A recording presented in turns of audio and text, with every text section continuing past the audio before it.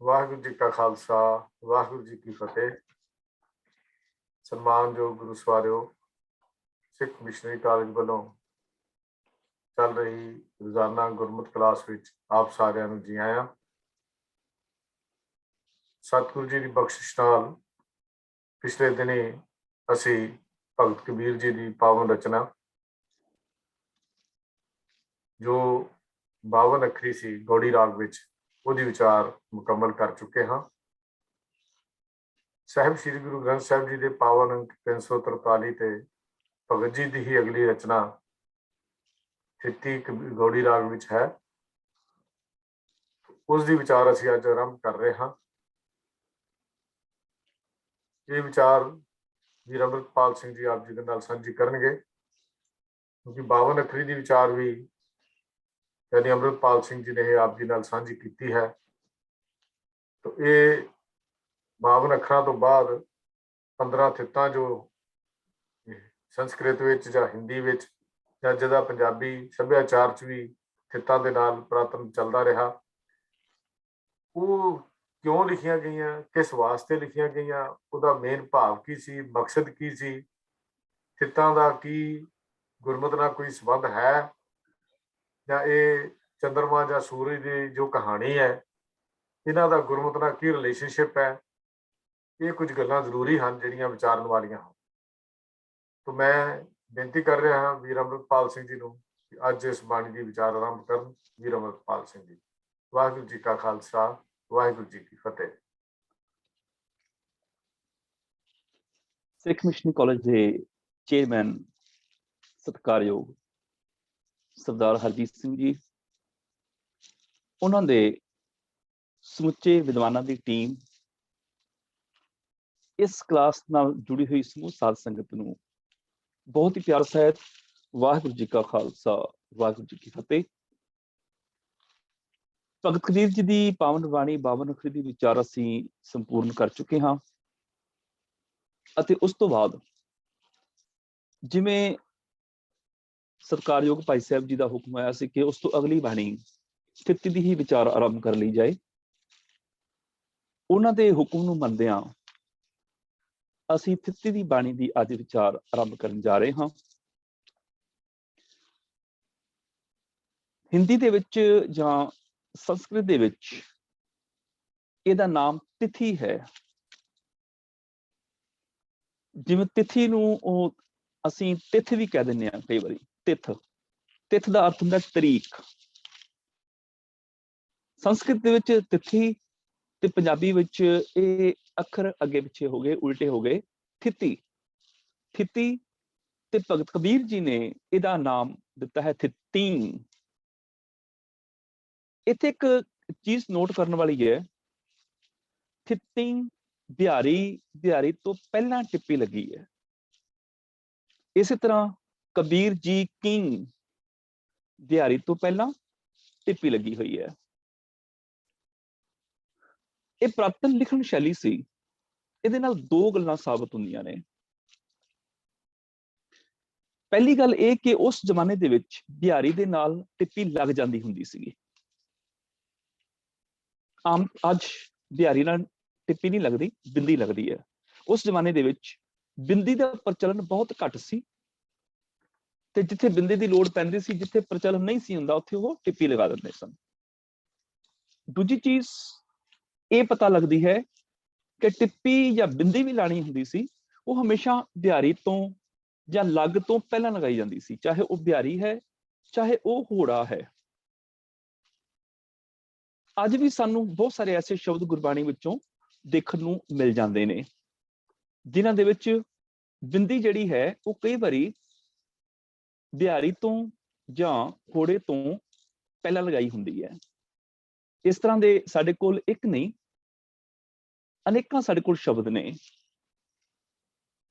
ਉਦਾਹਰਨ ਦੇ ਤੌਰ ਤੇ ਅੱਖੀ, ਉੱਥੇ ਬਿਹਾਰੀ ਖੱਖੇ ਨੂੰ ਤੇ ਬਿੰਦੀ ਉਸ ਤੋਂ ਪਹਿਲਾਂ ਲੱਗੀ ਸਾਨੂੰ ਮਿਲਦੀ ਹੈਗੀ ਹੈ। ਚਾਹੇ ਉਹ ਅੱਖੀ ਲਫ਼ਜ਼ ਹੈ, ਚਾਹੇ ਇਸ ਤੋਂ ਇਲਾਵਾ ਹੋਰ ਅਨੇਕਾਂ ਸ਼ਬਦ ਜਿਨ੍ਹਾਂ ਬਾਰੇ ਅੱਜ ਕੱਲ੍ਹ ਬੜਾ ਵਾਦ ਵਿਵਾਦ ਚੱਲ ਰਿਹਾ ਹੈ। ਉਹ ਸੀ ਹੋੜੇ ਤੋਂ ਪਹਿਲਾਂ ਦੀ ਬਿੰਦੀ ਜਿਹਨੂੰ ਚੁੱਕ ਕੇ ਕਨੌੜਾ ਬਣਾ ਦਿੱਤਾ ਗਿਆ। ਉਹ ਕਨੌੜਾ ਨਹੀਂ ਸੀ, ਉਹ ਹੋੜੇ ਤੋਂ ਪਹਿਲਾਂ ਦੀ ਬਿੰਦੀ ਸੀ। ਅੰਧੀ ਤਾਂ ਦਿਨ ਪਿਆਰੀ ਬਿੰਦੀ ਪਹਿਲਾਂ। ਮੈਂ ਥੋੜੀ ਜਿਹੀ ਚੀਜ਼ ਆਪ ਜੀ ਨਾਲ ਇਹ ਸਾਂਝੀ ਕਰਦੇ ਹਾਂ। ਇੱਥੇ ਮੈਂ ਆਪ ਜੀ ਨੂੰ ਸ਼ੇਅਰ ਕਰਨ ਲੱਗਿਆ ਜੀ, ਇੱਕ ਵਾਰੀ ਆਪ ਜੀ ਦੇਖ ਲਓ।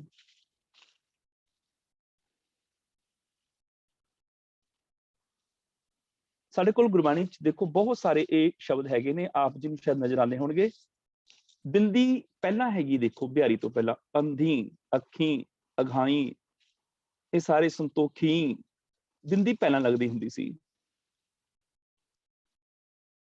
ਔਰ ਇਸੇ ਤਰ੍ਹਾਂ ਹੋੜੇ ਤੋਂ ਜਿਹੜੀ ਪਹਿਲਾਂ ਬਿੰਦੀ ਲੱਗਦੀ ਹੁੰਦੀ ਸੀ, ਉਸ ਹੋੜੇ ਤੋਂ ਪਹਿਲਾਂ ਵਾਲੀ ਬਿੰਦੀ ਨੂੰ ਜਦੋਂ ਟਾਈਪਿੰਗ ਕਰਨ ਲੱਗਿਆ ਦੇਖਿਆ ਉਹਨਾਂ ਨੇ, ਤੇ ਧਿਆਨ ਨਾਲ ਨਜ਼ਰ ਨਹੀਂ ਦਿੱਤਾ ਕਿ ਹੋੜੇ ਤੋਂ ਪਹਿਲਾਂ ਬਿੰਦੀ ਨਹੀਂ ਲੱਗੀ ਹੋਈ।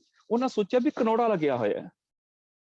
ਬਹੁਤ ਸਾਰੇ ਗੁਰਬਾਣੀ ਦੇ ਐਸੇ ਲਫ਼ਜ਼ ਕਨੌੜੇ ਦੇ ਰੂਪ ਚ ਲੈ ਲਏ ਗਏ, ਜਿਨ੍ਹਾਂ ਨੂੰ ਅੱਜ ਕੱਲ ਵਾਲਵਾ ਦੇ ਰੂਪ ਚ ਸਾਹਮਣੇ ਉਭਾਰਿਆ ਗਿਆ। ਉਹ ਕੀ ਸੀ?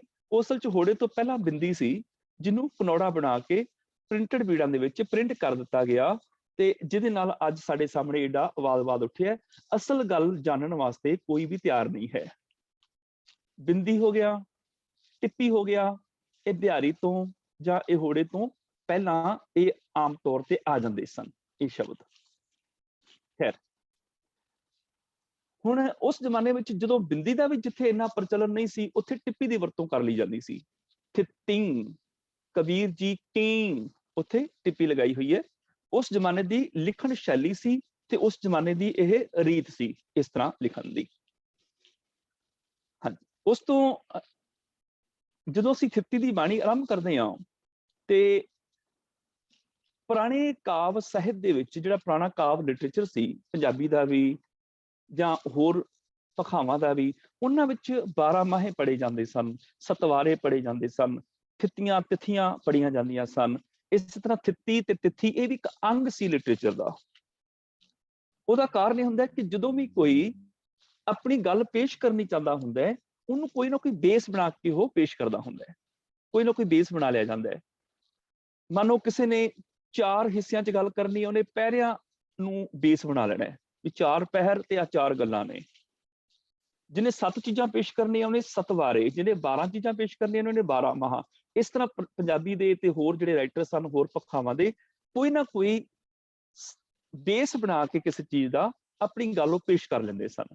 ਇਸ ਕਰਕੇ ਇਹ ਕਾਵਕ ਅੰਗ ਦੇ ਹਿੱਸੇ ਬਣ ਗਏ ਇਹ। ਜਿਵੇਂ 52 ਅੱਖਰੀ, 52 ਅੱਖਰਾਂ ਦੇ ਵਿੱਚ ਆਪਣੇ ਇੱਕ ਉਪਦੇਸ਼ ਕਰ ਦਿੱਤਾ ਭਗਤ ਕਬੀਰ ਜੀ ਨੇ, ਇੱਕ ਆਪਣੀ ਵਿਚਾਰਧਾਰਾ ਦੁਨੀਆ ਸਾਹਮਣੇ ਰੱਖ ਦਿੱਤੀ। ਪੱਟੀ 35 ਅੱਖਰਾਂ ਵਿੱਚ ਗੁਰੂ ਨਾਨਕ ਸਾਹਿਬ ਜੀ ਜਾਂ ਗੁਰੂ ਅਮਰਦਾਸ ਪਾਤਸ਼ਾਹ ਨੇ ਆਪਣੀ ਵਿਚਾਰਧਾਰਾ ਰੱਖ ਦਿੱਤੀ। 52 ਅੱਖਰੀ ਗੁਰੂ ਅਰਜਨ ਦੇਵ ਪਾਤਸ਼ਾਹ ਜੀ ਨੇ ਆਪਣੀ ਵਿਚਾਰ ਸਾਹਮਣੇ ਰੱਖ ਦਿੱਤੀ। ਏਦਾਂ ਹੀ 12 ਮਹਾ, ਏਦਾਂ ਹੀ 7 ਵਾਰ, ਏਦਾਂ ਹੀ ਦਿਨ ਰਹਿਣ, ਏਦਾਂ ਹੀ ਪਹਿਰੇ, ਏਦਾਂ ਹੀ ਘੋੜੀਆਂ ਤੇ ਏਦਾਂ ਹੀ ਅਲਾਣੀਆਂ ਤੇ ਏਦਾਂ ਹੀ ਸਾਰਾ ਕੁਝ ਸੋਹਿਲਾ। ਜੋ ਪ੍ਰਚਲਿਤ ਸਮਾਜ ਵਿੱਚ ਰੀਤਾਂ ਸਨ, ਉਹਨਾਂ ਰੀਤਾਂ ਨੂੰ ਬੇਸ ਬਣਾ ਕੇ ਆਪਣੀ ਗੱਲ ਦੁਨੀਆ ਤੱਕ ਪਹੁੰਚਾਈ ਸੀ ਕਿ ਵਿਆਹ ਕਰ ਰਹੇ ਹੋ ਤੇ ਆਹ ਘੋੜੀਆਂ ਦੀ ਬਾਣੀ ਹੈ, ਰੱਬ ਦੀ ਸਿਫਤ ਸਲਾਹ ਦੀਆਂ ਘੋੜੀਆਂ ਗਾਓ। ਬੱਚੀ ਦਾ ਵਿਆਹ ਹੈ, ਸੋਲੇ ਪੜ ਰਹੇ ਹੋ ਤੇ ਆਹ ਵਾਲੇ ਸੋਲੇ ਗਾਓ, ਇੱਕ ਦਿਨ ਅਸੀਂ ਰੱਬ ਦੇ ਘਰ ਵੀ ਪ੍ਰਵਾਨ ਹੋਣਾ ਹੈ। ਇਸੇ ਤਰ੍ਹਾਂ ਹੀ ਸੋਹਲੇ, ਇਸੇ ਤਰ੍ਹਾਂ ਘੋੜੀਆਂ, ਇਸੇ ਤਰ੍ਹਾਂ ਹੋਰ ਬਾਣੀਆਂ ਜਿਹੜੀਆਂ ਉਹ ਅੱਜ ਵੀ ਸੀ ਹਰਫੀਆਂ, ਗੰਢਾਂ, ਇਹੋ ਜਿਹੇ ਅਸੀਂ ਪੰਜਾਬੀ ਲਿਟਰੇਚਰ ਦੇ ਵਿੱਚ ਪੜ੍ਹਦੇ ਹਾਂ।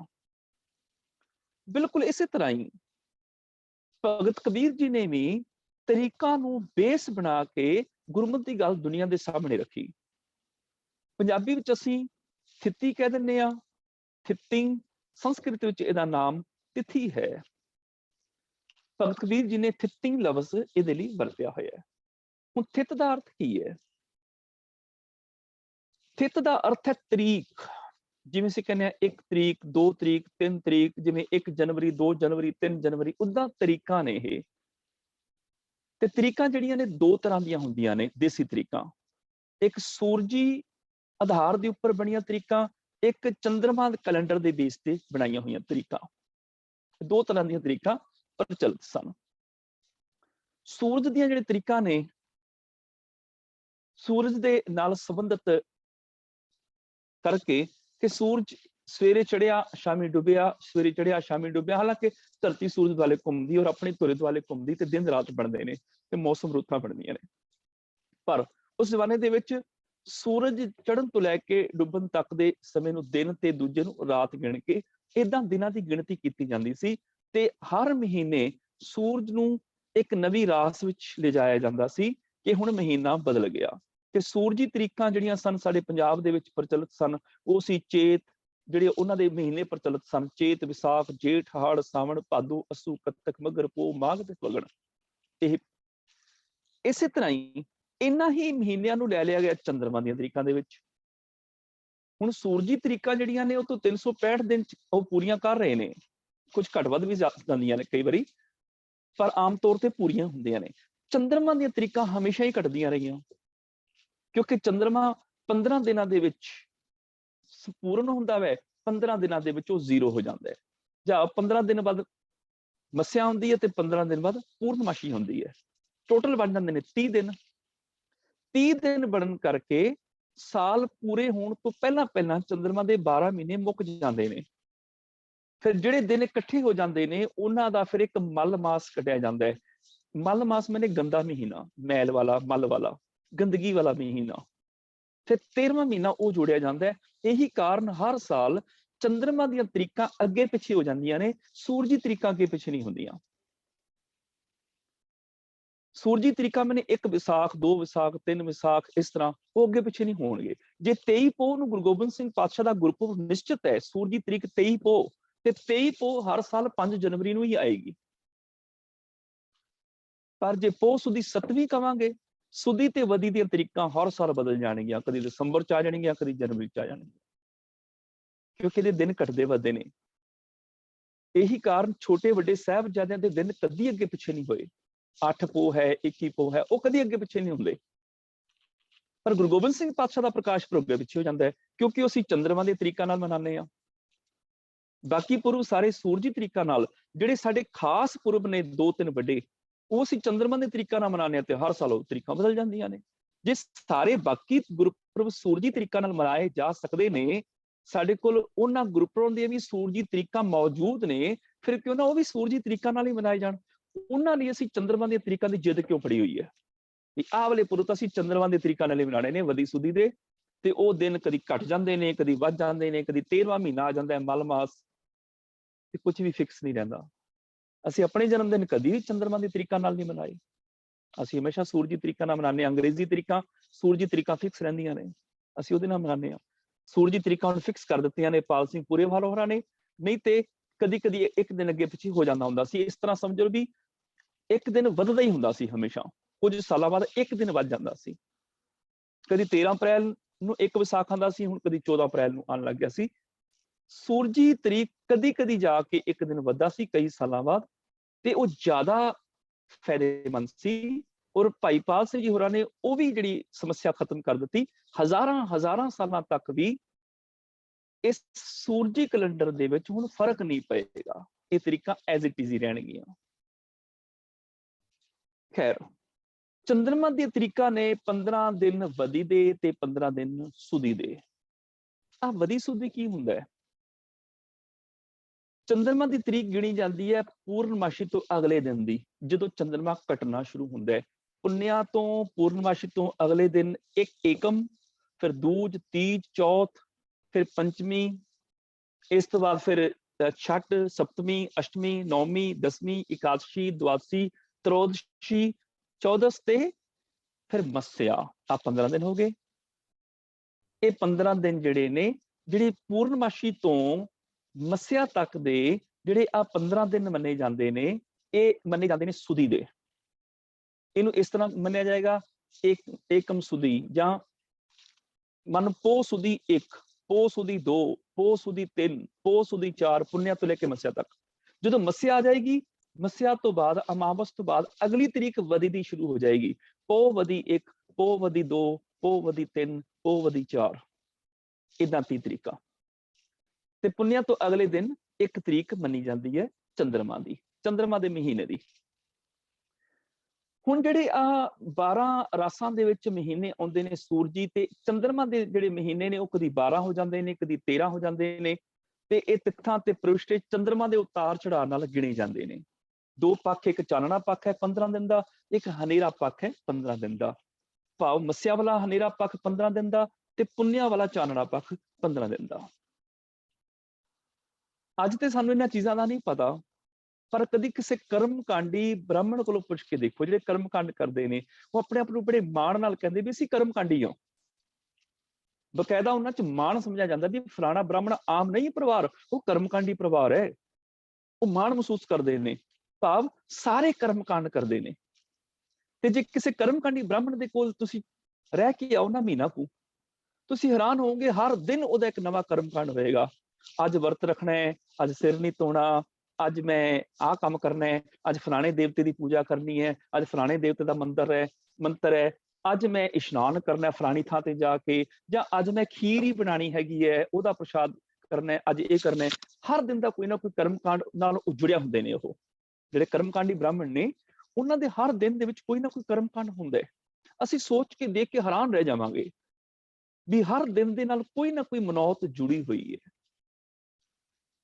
ਤੇ ਗੁਰਮਤ ਨੇ ਕਰਮਕਾਂਡਾਂ ਦਾ ਡਟ ਕੇ ਖੰਡਨ ਕੀਤਾ ਹੈ।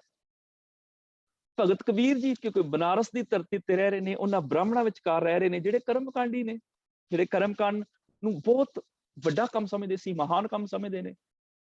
ਤੇ ਭਗਤ ਕਬੀਰ ਜੀ ਨੇ ਬਕਾਇਦਾ ਥਿੱਤੀ ਦੀ ਬਾਣੀ ਉਚਾਰਨ ਕੀਤੀ।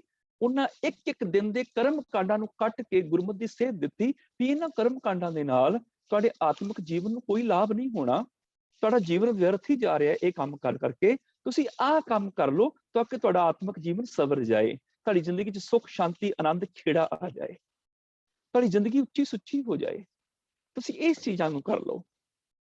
ਇਸ ਕਰਕੇ ਭਗਤ ਕਬੀਰ ਜੀ ਨੇ ਉਹ ਜਿਹੜੇ ਕਰਮ 15 ਥਿੱਤਾਂ ਸਨ, ਜਿਹੜੀਆਂ ਮੱਸਿਆ ਨਾਲ ਵੀ ਜੁੜਦੀਆਂ ਨੇ, ਪੁੰਨਿਆਂ ਨਾਲ ਵੀ, ਭਾਵ ਬਦੀ ਦੀਆਂ ਵੀ ਤੇ ਸੁਦੀ ਦੀਆਂ ਵੀ, ਉਹਨਾਂ ਨੂੰ ਮੁੱਖ ਰੱਖ ਕੇ ਭਗਤ ਜੀ ਨੇ ਫਿਰ ਬਾਣੀ ਉਚਾਰੀ।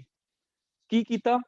ਭਗਤ ਜੀ ਨੇ ਕਹਿ ਦਿੱਤਾ ਵੀ ਇਹਨਾਂ ਦਿਨਾਂ ਵਾਰਾਂ ਭਰਮਾਂ ਨੂੰ ਛੱਡੋ ਤੁਸੀਂ, ਕਿਉਂਕਿ ਉਹ ਮੰਨਦੇ ਸਨ ਜਿਵੇਂ ਇਕਾਦਸ਼ੀ ਆ ਗਈ ਤੇ ਵਰਤ ਰੱਖਣਾ ਪੈਣਾ ਹੈ, ਫਲਾਣੀ ਤਰੀਕ ਆਈ ਹੈ ਤੇ ਇਹ ਬੜੀ ਅਸ਼ੁਭ ਹੈ, ਮਾੜੀ ਹੁੰਦੀ ਹੈ। ਇੱਥੋਂ ਤੱਕ ਵਾਰਾਂ ਨਾਲ ਵੀ ਇਹ ਵਾਰ ਸ਼ੁਭ ਹੈ, ਅਸ਼ੁਭ ਹੈ।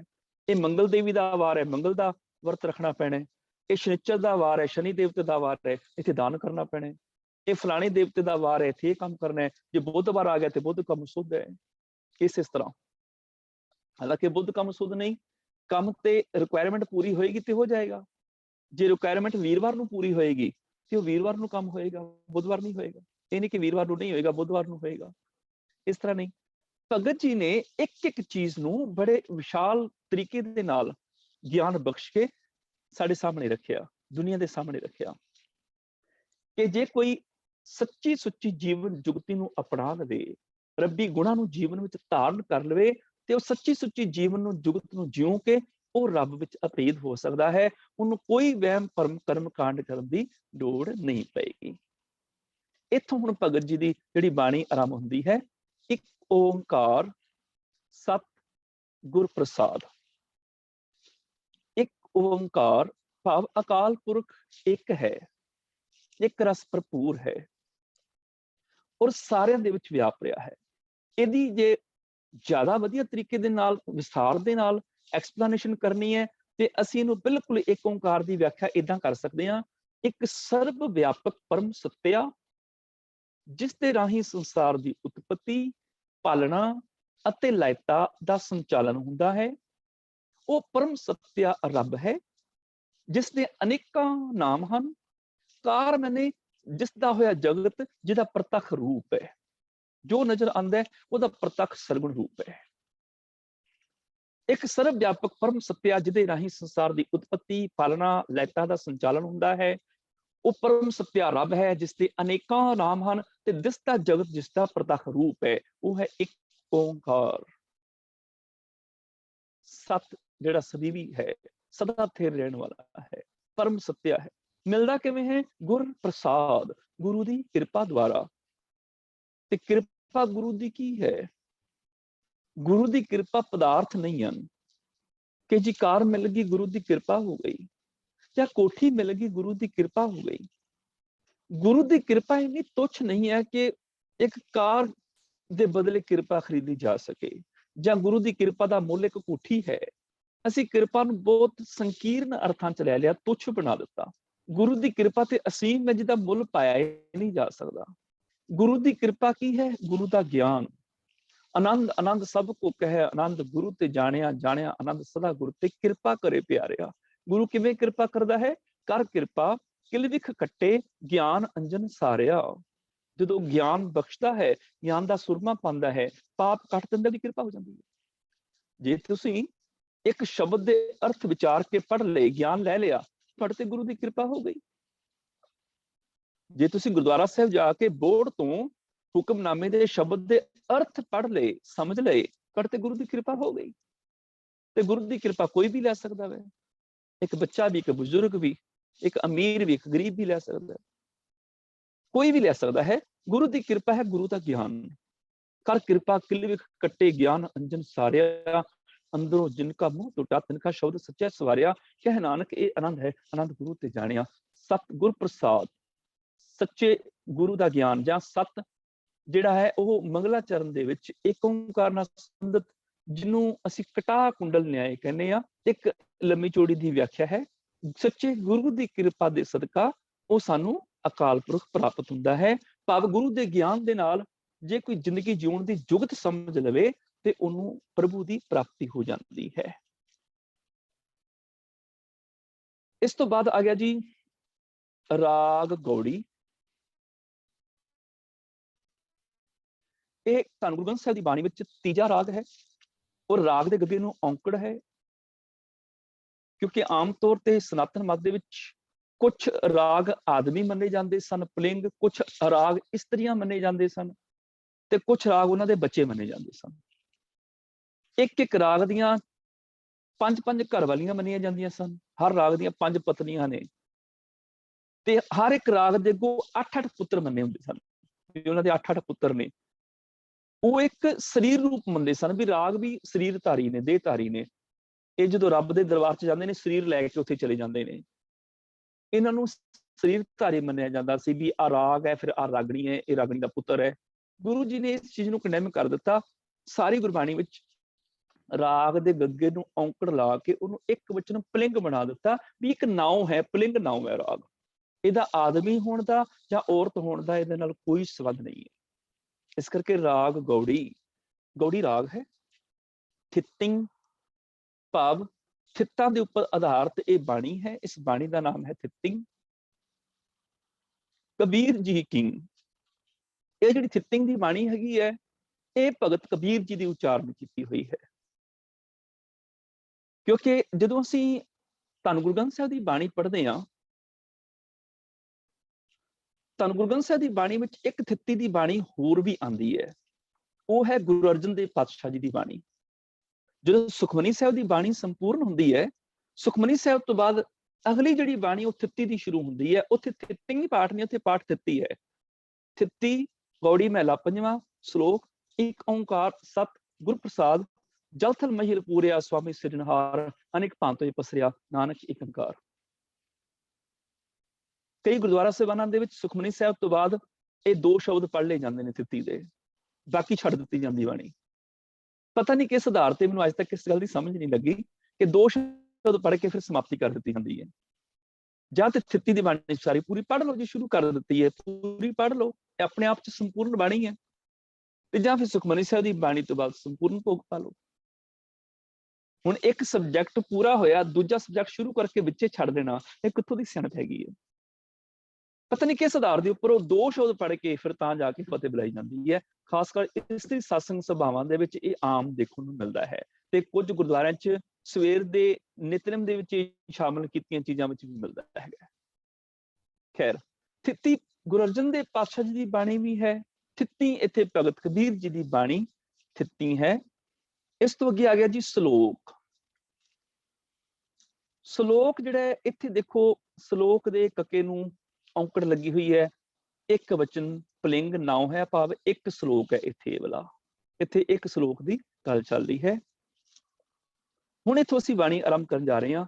ਸ਼ਲੋਕ 15 ਥਿੱਤੀ 7 ਵਾਰ, 15 ਥਿੱਤੀ ਭਾਵ 15 ਤਿੱਥਾਂ, 15 ਤਰੀਕਾਂ, ਏਕਮ ਦੂਜ ਤੀਜ ਚੌਥ ਵਗੈਰਾ।